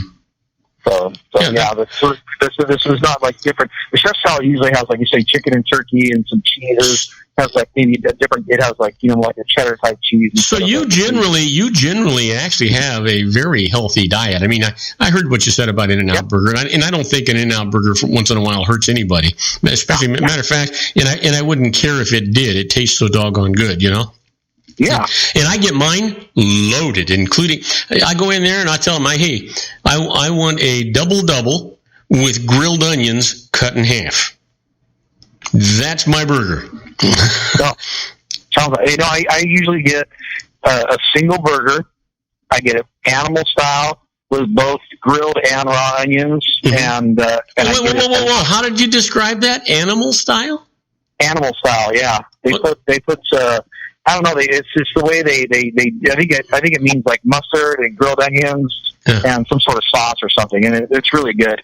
And then I have them add raw onions and tomatoes to it, and then a lot of times I'll get a protein style where instead of putting it on a bun, they'll wrap it up in lettuce. Oh yeah. That's their protein burger. I've actually had that. That's unfortunately that's really messy. That sucker. That's a mess. That's a messy one to eat. But once I pick that up, I don't set it down at all. I just keep eating until it's gone, and then I pick up a stack of napkins and I start wiping from the elbow up to the fingers. Yeah, I was figuring you ordered that protein burger with a dish towel. Yeah, you pretty much need it. I mean, you need a beer and a dish towel both. Yeah. So now, it's really you and I don't think we eat a lot different. And then the one thing that you and I really have in common, and this is where a lot of people get lost when it comes to how they eat, is everything that you and I have been talking about is stuff that's made from whole food. You go out and you buy the food and you assemble it into the meal that you want. You don't buy processed food that's sitting in a box that's been on the shelf for 2 months. Anything that can sit out on the shelf for more than a week, you don't want to eat it. Yeah, you know what? And it's interesting. Even the produce that I buy, I don't keep produce a long time. I don't think I'd rather. I don't know how long it's been at the store before I get it. And right, so exactly. And then as far as, asparagus and chives and green onions and peppers and stuff like that, there are some exceptions, but I'm generally going to buy those the day that I'm going to use them. Unfortunately, there's only two of us here, so you can't eat a whole bundle of asparagus with a balanced meal. What I found works out really well, whether you do it with chives or you do it with green onions and you do it with asparagus, if you just get a small glass of water, and you put the asparagus, don't chop the bottoms off. Put the asparagus in there and put that in your refrigerator. The same thing with the chives and the green onions. They'll last about a week and stay really crisp and nice. I'm gonna try that. And here's another, for those out there listening who are looking for ways to let their food last longer. My mom taught me this, and she always listens to our show, so I'm going to give her credit for this one, because she deserves it. I give her credit even if she's not listening. But one of my favorite snacks is I love celery and peanut butter. And I get the peanut butter that's all natural. It's literally just peanuts and salt. And I get the one that's made from Valencia peanuts, because the Valencia peanuts don't tend to grow mold like other peanuts do. So I'll get the all natural Valencia peanuts, but I love dipping celery in there. But if you take a stalk of celery, you chop off the end so it's all becomes individual pieces, and then cut off the little branching parts at the end, and you clean it off, just kind of wipe it with a paper towel, make sure it's clean and dry. You can wrap that up in aluminum foil, and I'm telling you, Robert, it will stay in your refrigerator for at least a month. Oh, I'm going to try that, because celery, I wind up having to throw some of it out a lot. But unfortunately, my friend, we are out of time. So at least we have a couple of good tips in at the end. So I hope everyone uses those. That was a great tip. I'm going to do that. That's a fantastic tip, and thank your mother for me. Matter of fact, I think I just did. All right. Hey, fantastic show, Sean. Thank you so much. Have a wonderful, safe weekend, and we'll talk to you next week. Robert, thanks. Bye-bye. All right, buddy. Take care. Now, don't go away. When we come back, we'll be with John Matthews in his Conservative Syndicate Corner. We'll be right back. Don't go away. If you want to increase your client base and sales, then consider this, the Relationship Building Network at RBN. Given the current economic conditions and challenges, we all need to work smarter, make smarter decisions, invest our hard-earned dollars where it'll yield the best return for our investment. Many business professionals claim that the most effective networking group in Orange County is RBN. No other networking group or organization can offer what RBN offers. Make every year your best year. Join RBN and start reaping the benefits today. Nearly 3,000 businesses have joined RBN and experienced those benefits. Why join RBN? It's one group. It's one membership. It's no renewals. It's all through Orange County. RBN is a freestyle networking group. No mandatory attendance, no restrictions, no rules, and no penalties. Call them at 949-830-5776 or go to their website at rbninfo.com. That's 949-830-5776. If you've ever dreamed of having your own business to make your life secure, Water's Edge Wineries might be just the ticket. In 2004, their founder, Ken Leinberger, created the first winery franchise in California. It was a new concept with all of the functionality of a traditional winery, but without the vineyards. They purchased high-quality grape must from one of the largest winemaking companies in the world. Then they craft each wine carefully and bottle it right at their location. The winery was built to satisfy consumer demand for wine by the bottle and by the glass, but still kept the element of allowing customers to bottle their own custom vintage. Now, they're opening urban wineries across the United States under the brand Water's Edge Wineries. If you've ever dreamed of owning your own winery, it may be in reach right now through Water's Edge Wineries. Just give them a call at 909-468-9463, extension 700. That's Water's Edge Wineries, 909-468-9463. Have you ever found yourself caught between a rock and a hard place? The law offices of Blomberg, Benson & Garrett might be just the answer for you. The attorneys of Blomberg, Benson & Garrett have been serving the Inland Empire since 1989. They're dedicated to the aggressive litigation of civil, criminal, and real estate matters. Over the years, they have recovered tens of millions of dollars for their clients. The firm's practice specializes in litigation of personal injury, accident, slip and fall, real estate, and criminal law cases. The firm provides clients with the care, accuracy, and dedication of experienced attorneys. Blomberg, Benson & Garrett is located at 10300 4th Street, Suite 150 in Rancho Cucamonga, California. They've been providing the Inland Empire residents with outstanding legal services for over 25 years. They look forward to providing you with aggressive legal representation. Call them at 909-945-5000, where you can talk to a person, not a machine. That's 909-945-5000, the law offices of Blomberg, Benson, and Garrett. And now let's get back to our show where we talk about politics, money, and you. And I am Robert Cardoza. You're listening to Robert Cardoza Live on the street at the intersection of business and politics. We're at 4:08 p.m. Pacific time. Currently 95 degrees here in the heart of the Inland Empire in sunny Southern California. Well, that's down from 99 degrees. And I got to tell you, my good buddy John Matthews is waiting in the wings. I want to give him a proper introduction, and we've got a lot to talk about today on his Conservative Syndicate Corner. Don't forget that John broadcasts every Monday through Wednesday from 5 to 7 p.m. Pacific time. Just go to his website at theconservativesyndicate.net. You can find all the times and all the stuff about him right there. But right now, let's try and get him in here and give him the proper introduction.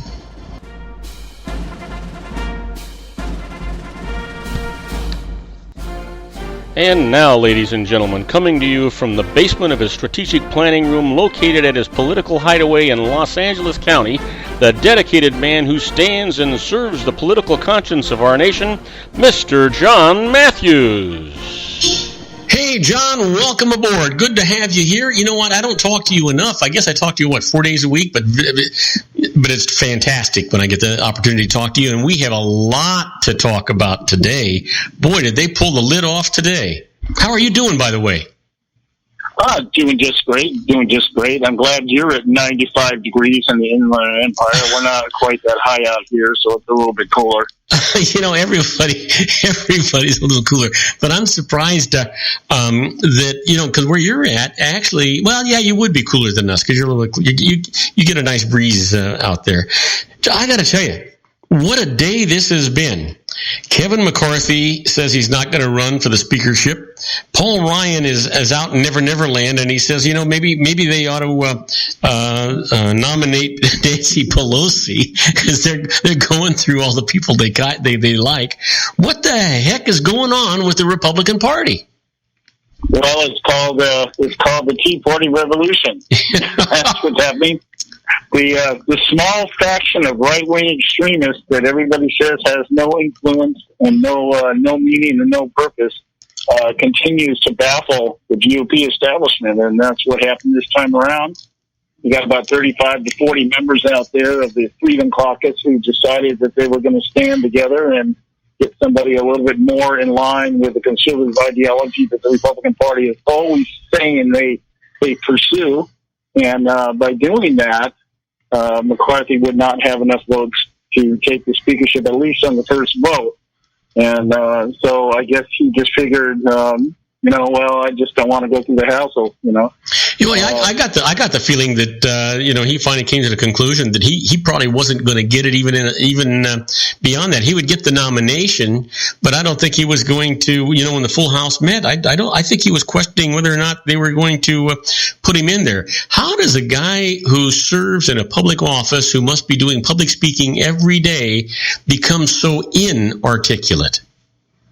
Well, when you look at the way the GOP has been run over the last 8 to 10 years, what you find is that these people they come in office, they're very illiterate in terms of what the Constitution says. Second of all, they're so beaten into order by the time they get there, they really don't know how to speak for themselves. That Boehner has dealt with the leadership of the leader, as the leader of the Speaker and the Speaker of the House. I'm baffling to screwing this up.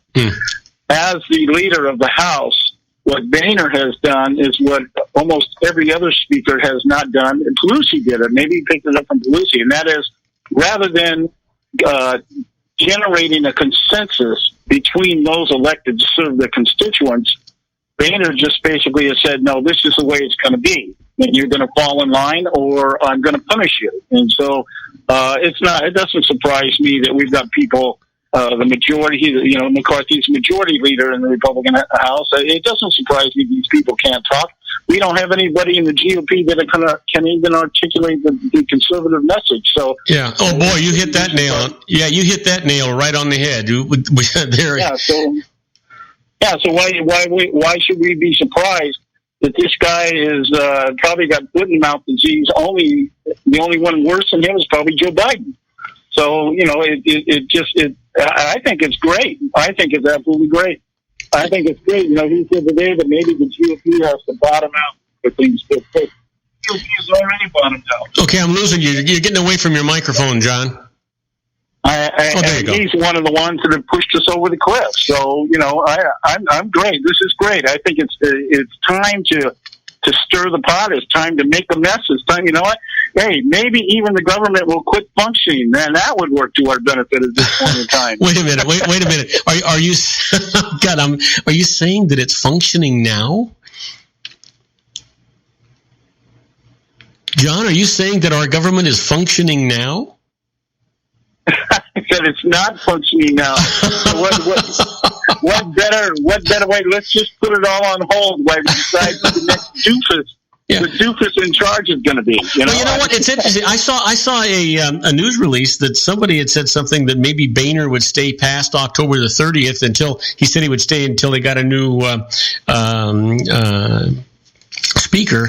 I don't see that happening. I think he's going to be gone on October 30th. I just don't know who they're going to put in his place. Do you think Chaffetz, whatever his name is, do you think he stands a chance of getting in there? Well, we were talking about this yesterday on our show, and at this point in time, we in fact we mentioned it off and on all week. At this point in time, anything can happen. With the disarray that Congress has, and the inability of a Republican majority to accomplish anything, given the history that we have in the past, where we've had a majority in the House, but not a majority in the Senate, or we've had the majority in the House, and we've had a Democrat president, and people were able to get things done. I happened to catch a few minutes of Sean Hannity today just because I was in my car, and I have to listen to whatever was on the station at the time. Mm-hmm. And he was interviewing Newt Gingrich. And there's even talk floating around that they want to nominate Newt Gingrich to come back. He doesn't have to be a member of the House to be the Speaker. So there's all these things that are being floated out there. John, is that a fact? Is that a fact? You don't have to be an elected official to be the Speaker of the House?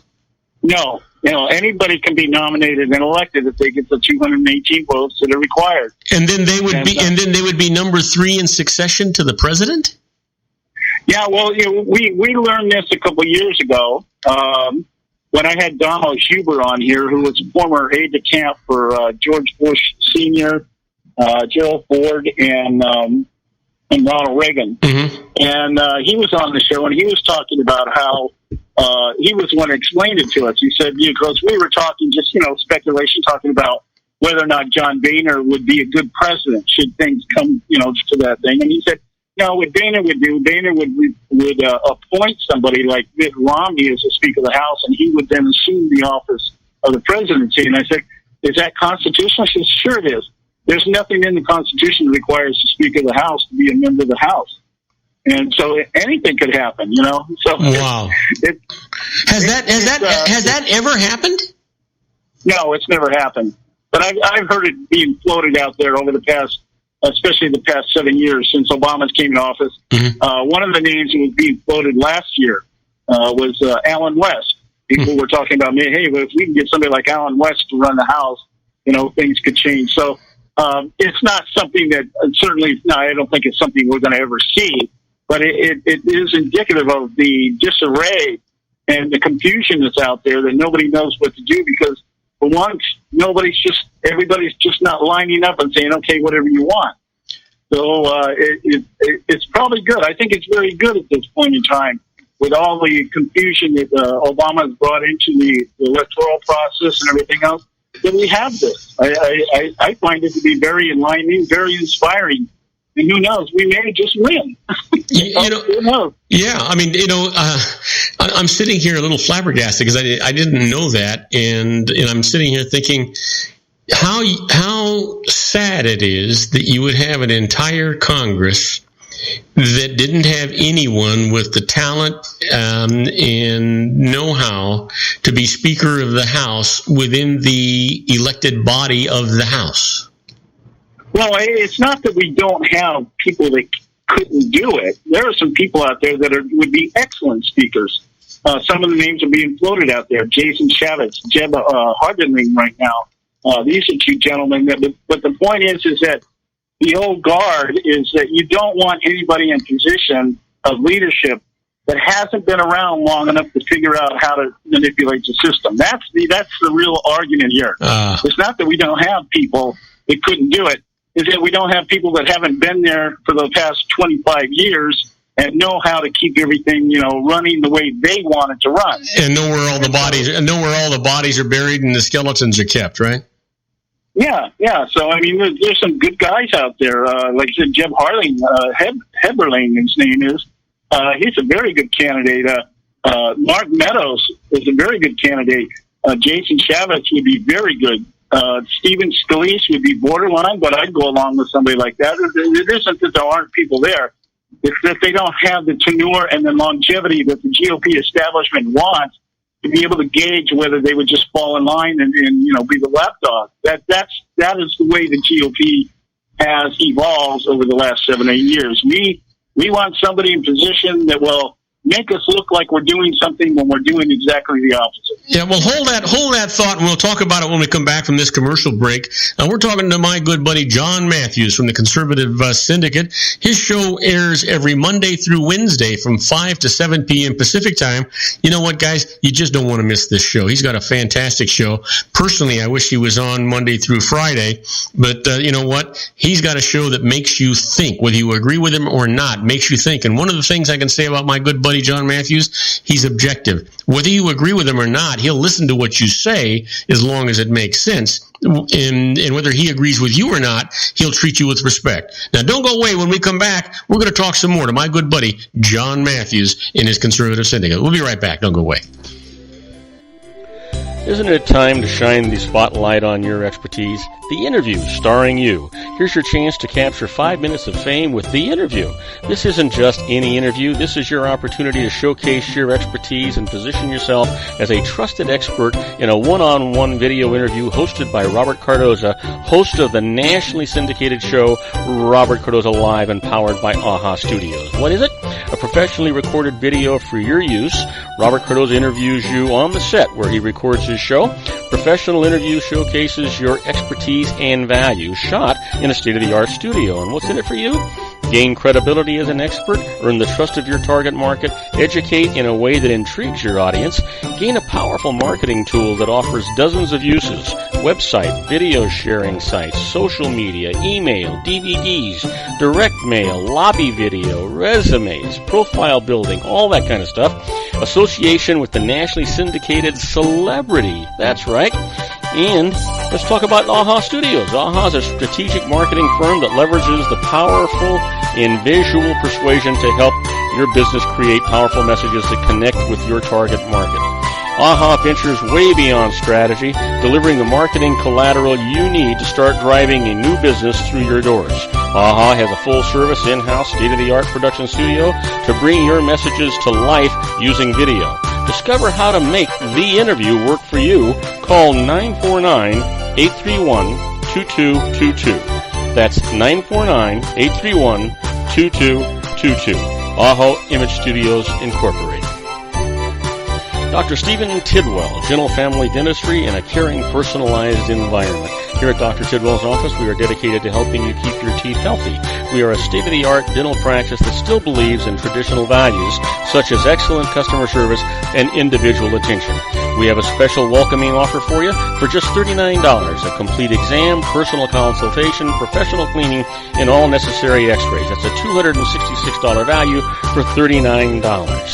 Dr. Tidwell has 2 convenient locations and experienced staff to provide you with professional care and personal attention that you deserve. Call today. Don't delay. A great smile another day. Call 909-944-7308. That's 909-944-7308 for Rancho Cucamonga or San Bernardino. Joel Saltzman is Dr. Wireless. He has turned his considerable expertise into consumer credit risk and wireless security into a highly specialized independent web-based consulting enterprise targeting consumer credit risk analysis and wireless transactional security and monitoring. He works as a wireless analyst, veteran independent agent, and consumer liaison for most wireless telecom carriers and equipment manufacturers. For more than 20 years, corporate and private clients and media audiences have counted on his unvarnished advice while weighing the technology, performance, and cost differences between Sprint, Nextel, AT&T, Verizon, and T-Mobile. Joel specializes in setting up mobile wireless hotspots to be used for disaster preparedness, business continuity, and mobile wireless merchant processing solutions. Call Dr. Wireless at 310-400-4900 or go to his webpage at drwireless.com. Again, call 310-400-4900 or his webpage at drwireless.com. You'll be glad you did. And now, back to our show.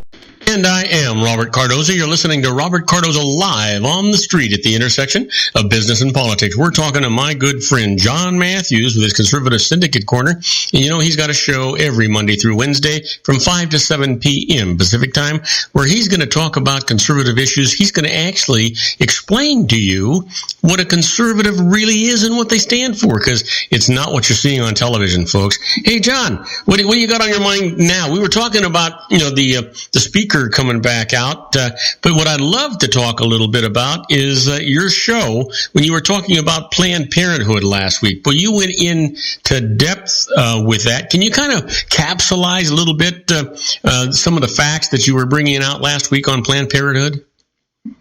Well, there's several things, and I think the first thing that in the time that I have today, the first thing I would want to highlight is how Planned Parenthood is being used as a political football.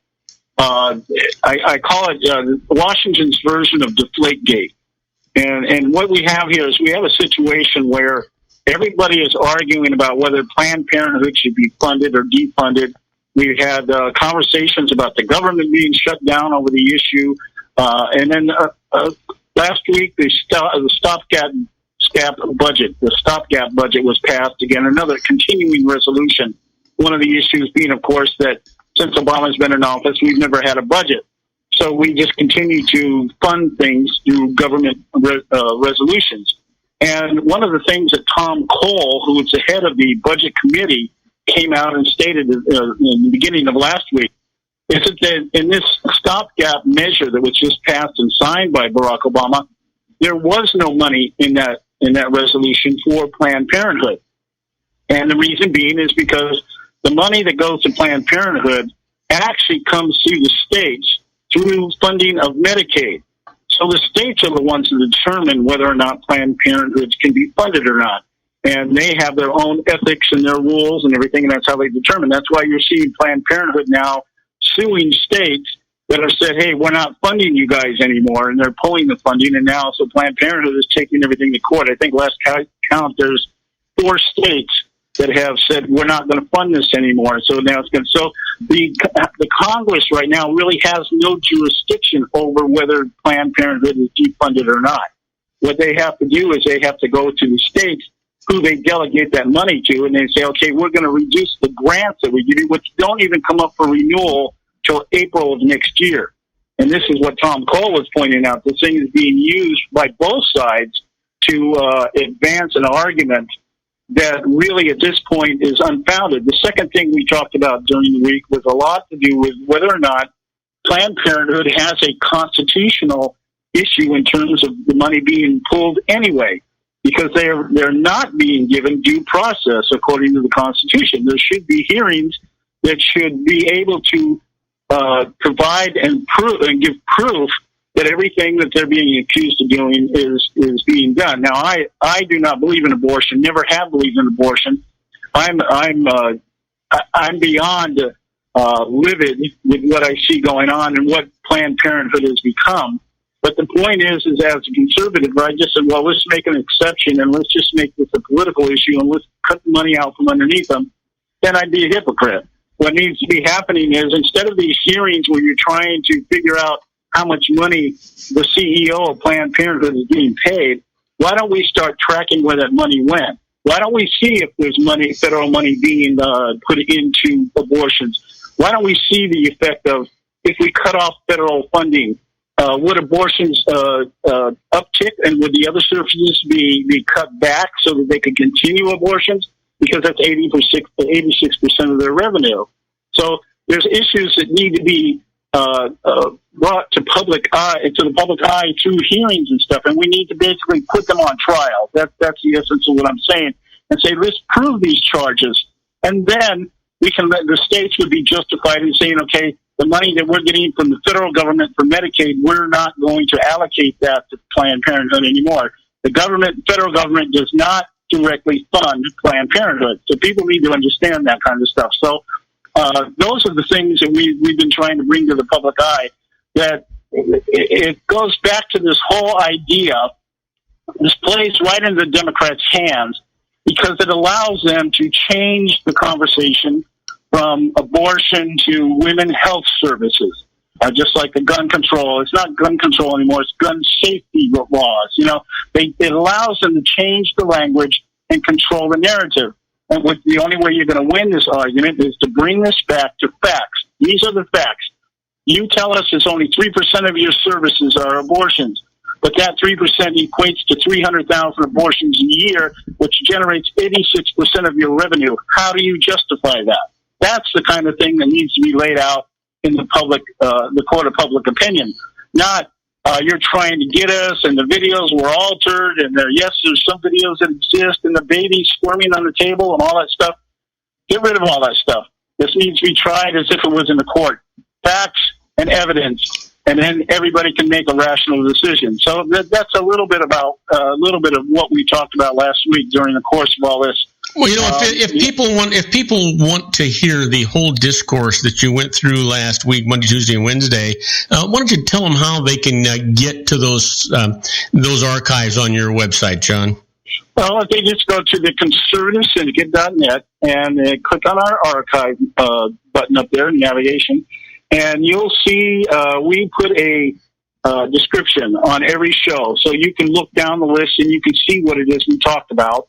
And we spent the better part of, we do 6 hours a week, and we probably spent the better part of 5 hours last week just on this one topic, dissecting it and looking at it from the legality, the constitutionality of it.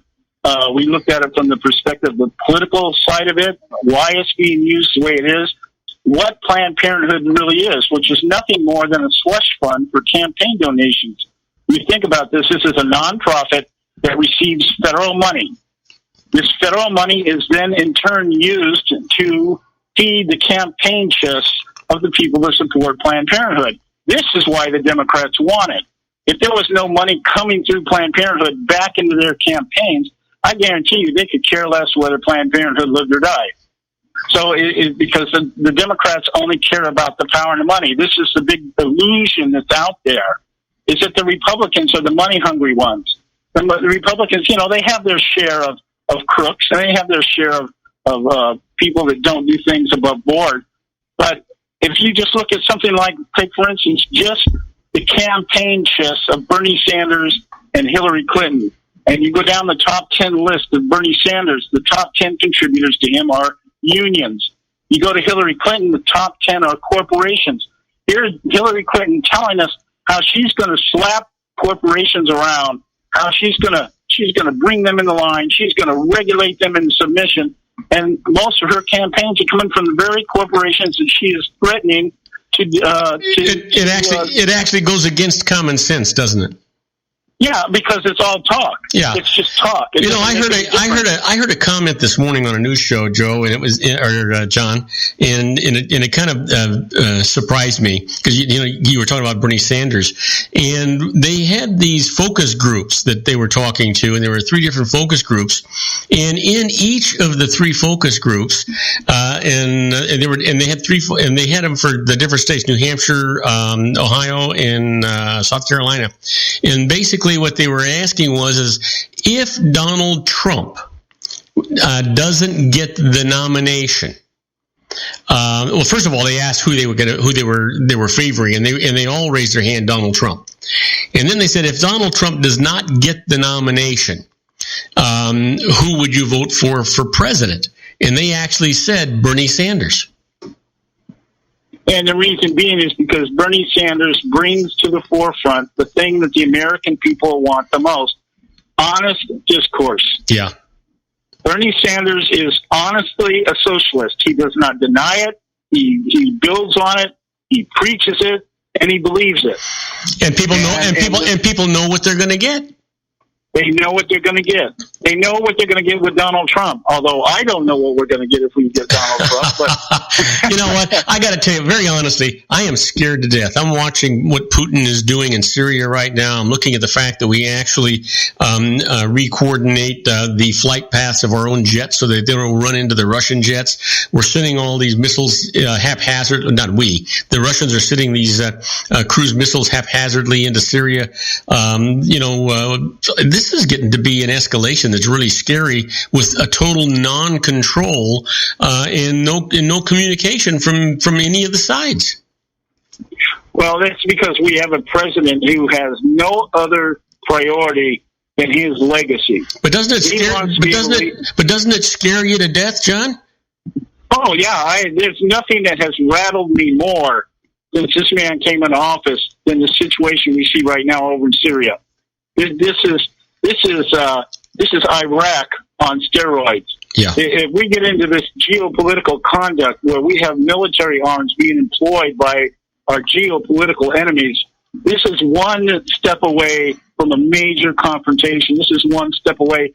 I mean, I'm not saying it would be Armageddon, but it would certainly be a big mess, and it's going to involve everybody, whether they like it or not. So yeah.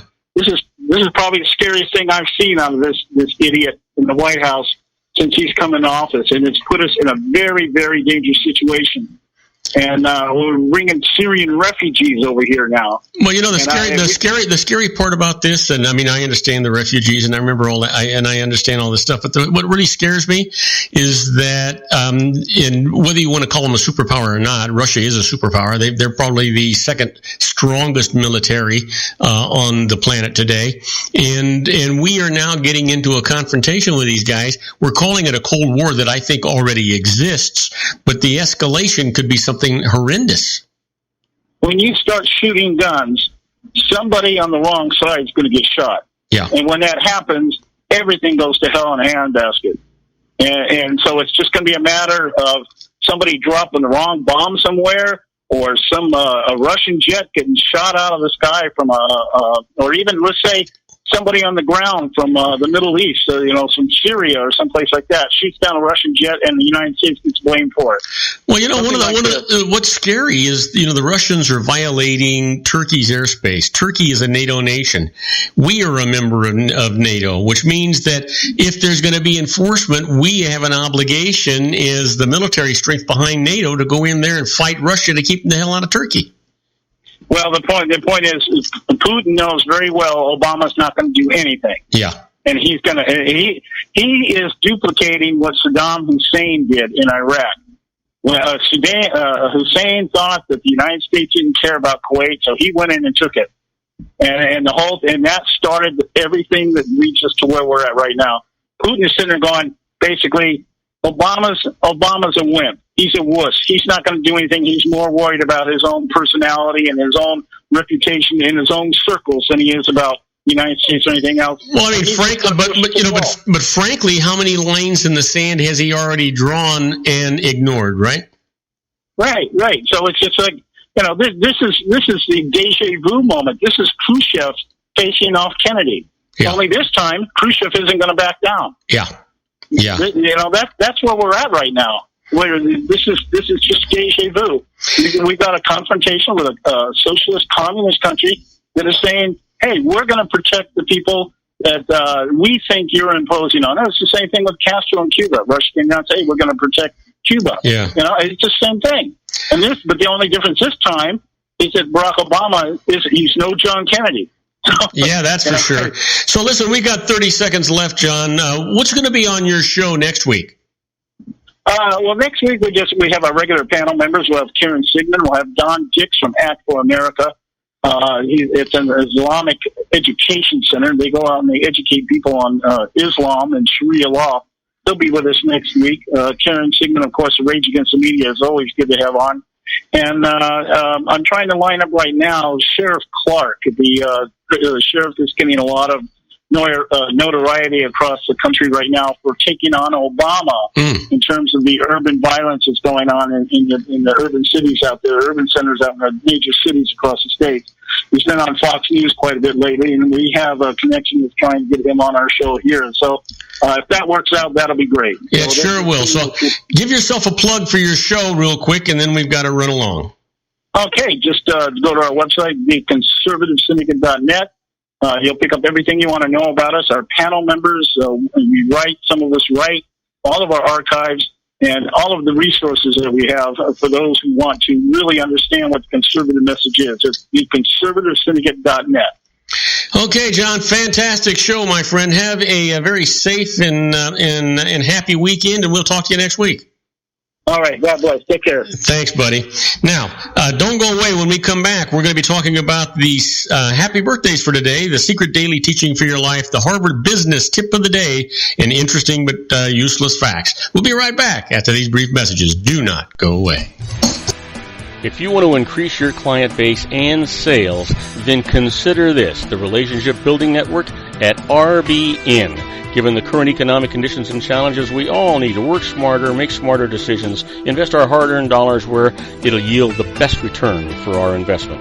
Many business professionals claim that the most effective networking group in Orange County is RBN. No other networking group or organization can offer what RBN offers. Make every year your best year. Join RBN and start reaping the benefits today. You know, nearly 3,000 businesses have joined RBN and experienced those benefits. Why join RBN? It's one group. It's one membership. It's no renewals. It's all through Orange County. RBN is a freestyle networking group. No mandatory attendance, no restrictions, no rules, and no penalties. Call them at 949-830-5776 or go to their website at rbninfo.com. That's 949-830-5776.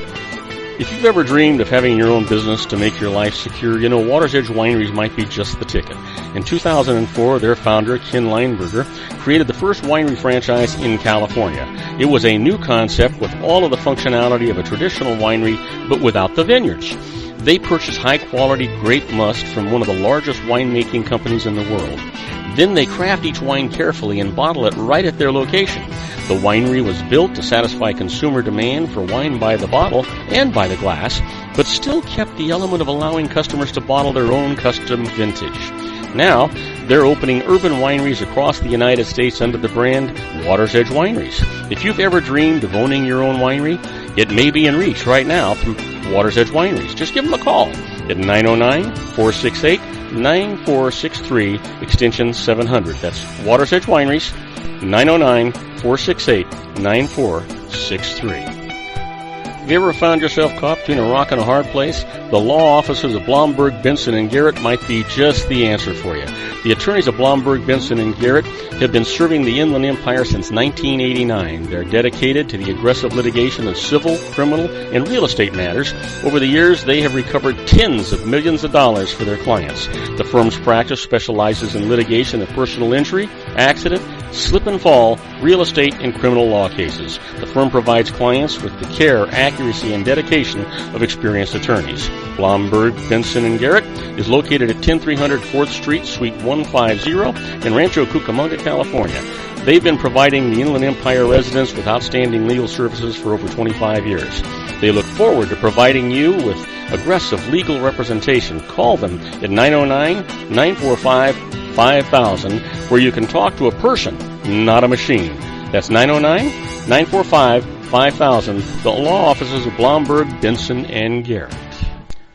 And now let's get back to our show where we talk about politics, money, and you.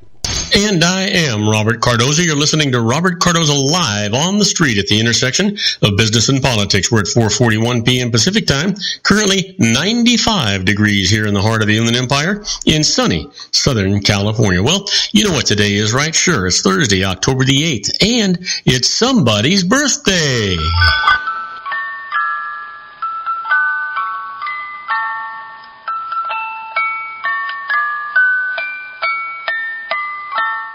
Well, here's a comedian that we all have heard of, I'm pretty sure. And he's an actor also who was key cast member in the inaugural season of Saturday Night Live. Happy birthday to Chevy Chase, born in 1943. And here's another guy that most everybody's heard of.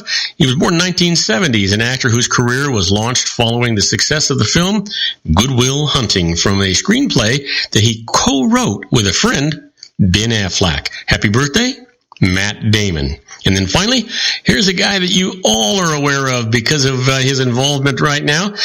He was born in 1980, actor who's married a singer, who actually had married a singer, Mariah Carey. They're now divorced, and he does his stuff on America's Got Talent. Fantastic talent himself. Happy birthday, Nick Cannon. Well, what happened today in history? I can tell you that on October the 8th, 1956, New York Yankees' Don Larson pitched the only perfect game in a World Series, one of only 17 perfect games in Major League Baseball history. And in 1982, Poland banned solidarity. And then finally, in 2005, here's one to actually kind of celebrate. I shouldn't say that. I'm just not a big fan of this lady. Martha Stewart begins her prison sentence after being convicted of securities fraud, obstruction of justice, and conspiracy in the ImClone stock trading case. Gosh, that was, I can't believe it. That was actually 10 years ago. It seems like it was actually longer than that, to be honest with you. Well, the quote for today comes from E.B. White. And E.B. White says, "I arise in the morning torn between a desire to improve the world and a desire to enjoy the world. This makes it hard to plan the day." Yeah, you can say that again, Mr. White. Well, it's time for us to talk about our secret daily teachings for your life. This is all about a positive mental attitude. And the secret for today is, feeling happy now is the fastest way to bring money into your life. Think about it. You control your attitude. You control your future. You control your now.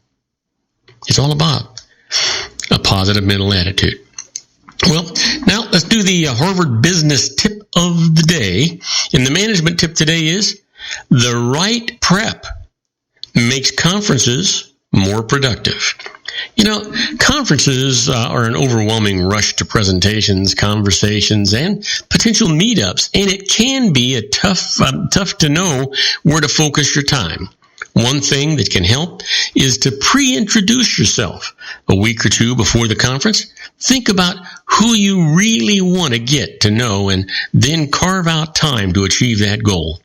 Create a priority wish list of people you'd like to connect with.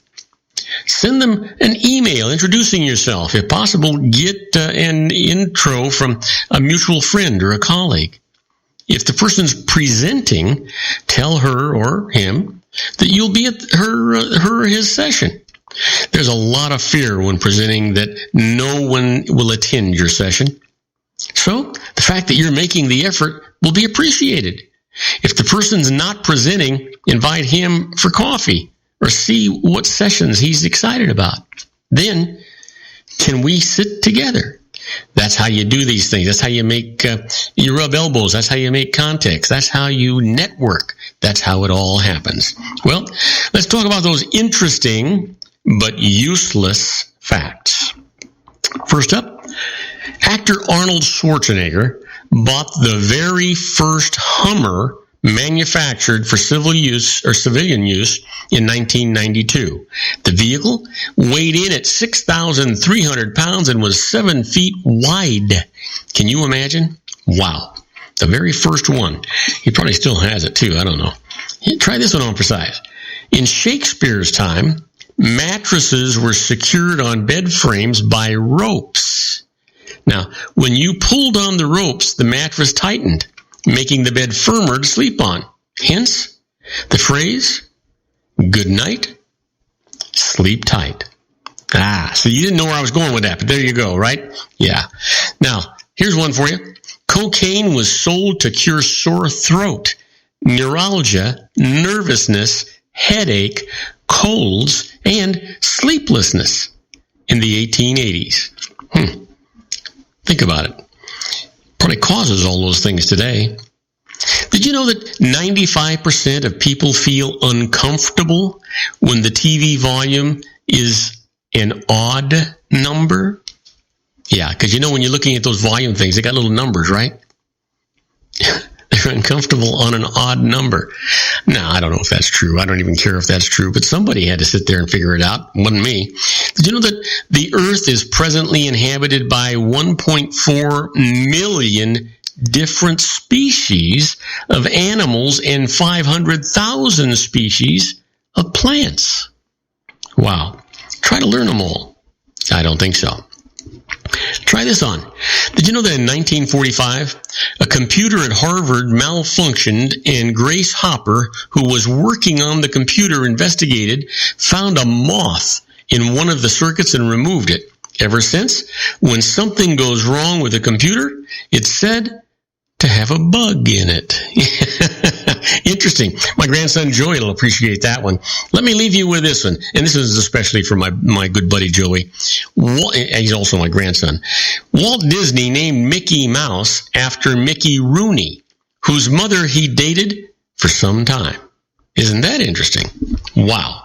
Well, do not go away, because when we come back, I'm going to deal with the emails that you sent me. And my first email today comes from, let's see here, Lawrence Foster. And Lawrence is from Omaha, Nebraska. He's asking about stock prices. I'll tell you all about that right after these brief messages. Do not go away, or you know what? I'll come after you.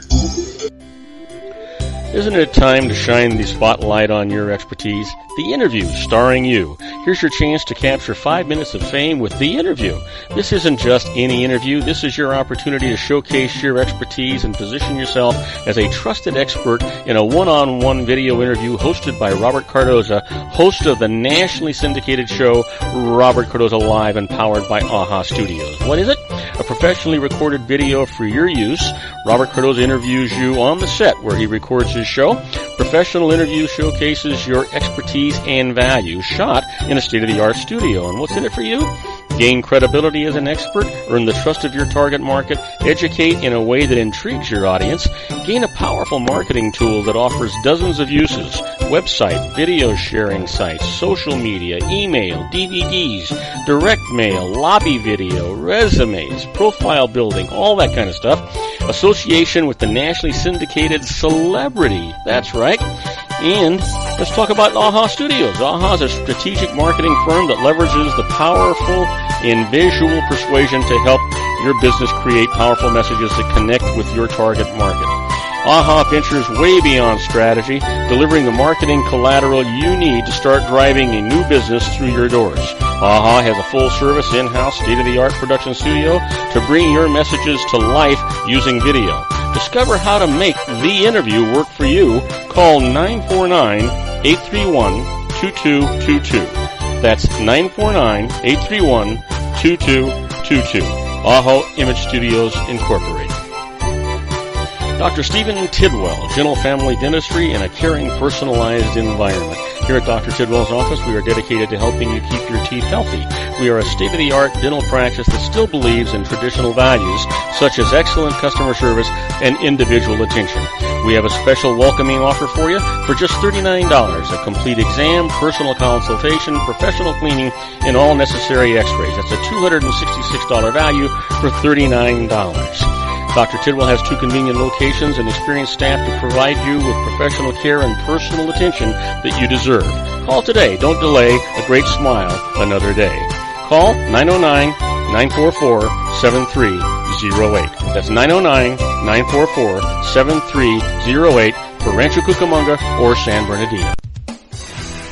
Joel Saltzman is Dr. Wireless. He has turned his considerable expertise into consumer credit risk and wireless security into a highly specialized independent web-based consulting enterprise targeting consumer credit risk analysis and wireless transactional security and monitoring. He works as a wireless analyst, veteran independent agent, and consumer liaison for most wireless telecom carriers and equipment manufacturers. For more than 20 years, corporate and private clients and media audiences have counted on his unvarnished advice while weighing the technology, performance, and cost differences between Sprint, Nextel, AT&T, Verizon, and T-Mobile. Joel specializes in setting up mobile wireless hotspots to be used for disaster preparedness, business continuity, and mobile wireless merchant processing solutions. Call Dr. Wireless at 310-400-4900 or go to his webpage at drwireless.com. Again, call 310-400-4900 or his webpage at drwireless.com. You'll be glad you did. And now, back to our show. And I am Robert Cardoza. You're listening to Robert Cardoza Live on the street at the intersection of business and politics. We're at 4:52 p.m. Pacific time. It is still 95 degrees here in the heart of the Inland Empire in sunny Southern California. Well, we're coming down to the wire. It's time for us to do the emails for the day. I want to remind you that this is an entertainment section of the show. We try to do the best we can to give you a good comprehensive answer to your questions, but basically a lot of time your emails are just a little bit sketchy when it comes to facts and data that are there, but we do our best. But we always encourage you to always contact a licensed professional. They're going to make sure that you get everything done. They'll interview you, get the facts that are necessary to give you a good answer. The other nice part about it is one of the conditions of their licensing is that they maintain what they call errors and omissions insurance, which means that if they give you the wrong answer, they pay the piper, not you. That lets you sleep at night and have peace of mind. Don't have to worry about registered letters or people knocking on your door or calling you. So keep that in mind.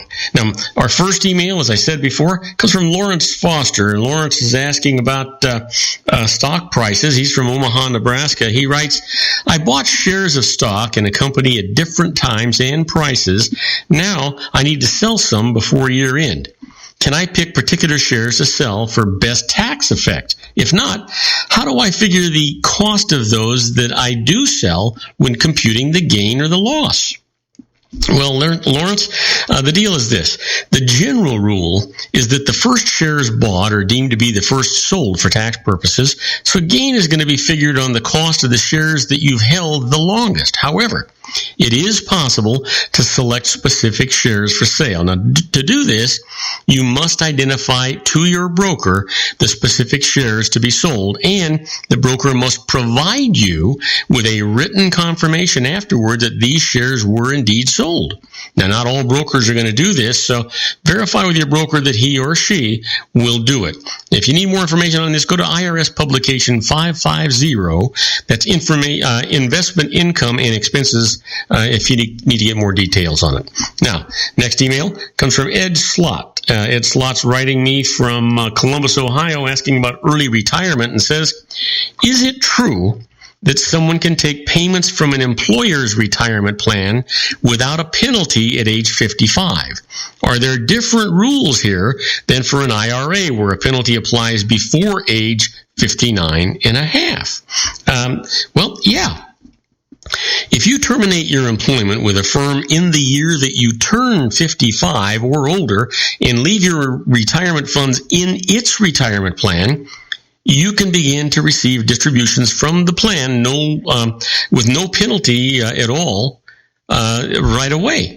Now, for IRAs, a premature distribution penalty generally applies if funds are withdrawn before age 59 and a half. So, if upon terminating employment with a firm at age 55 or later, you actually transfer those funds from your retirement plan into your IRA, you will delay the time at which you can actually take those penalty-free distributions. So, give that some serious thought before you move along. My next email comes from Randy Bruce Blaustein, and Randy is writing me about tax on winnings, and he says, I won electronic equipment in a sweepstakes and sold it.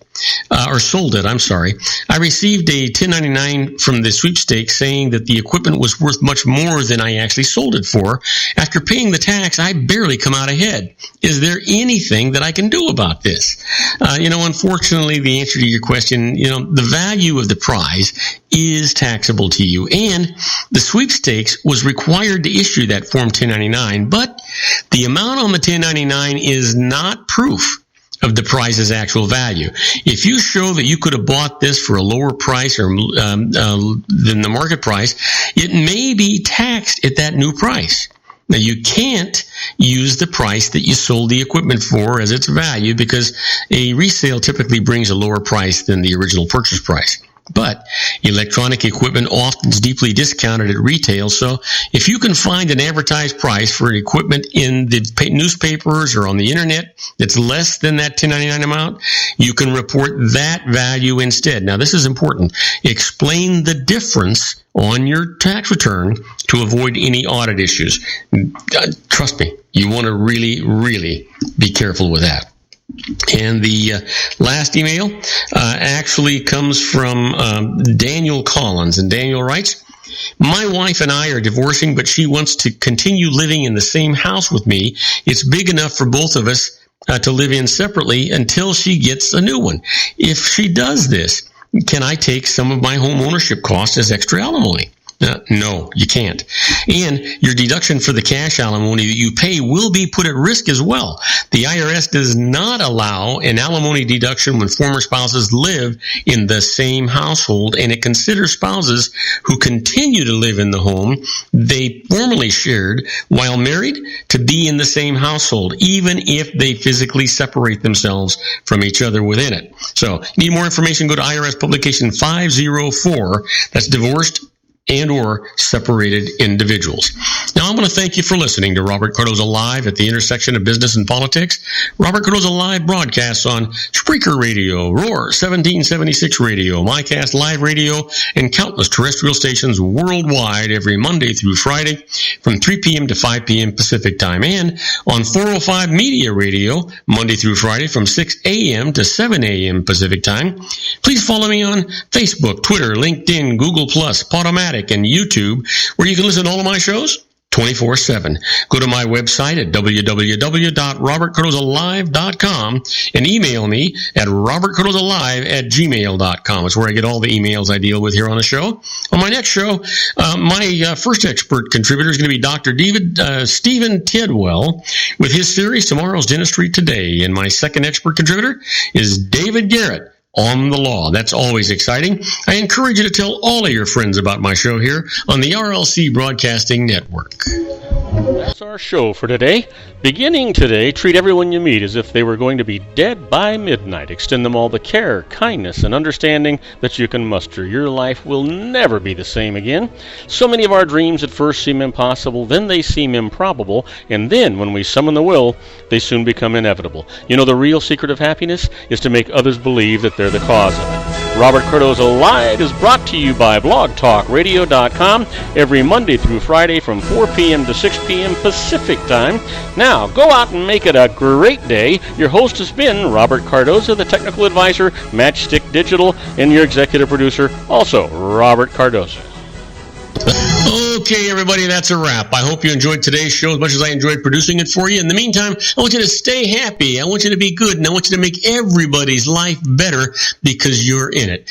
In the meantime, don't forget to join me tomorrow. Until then, good night, everybody.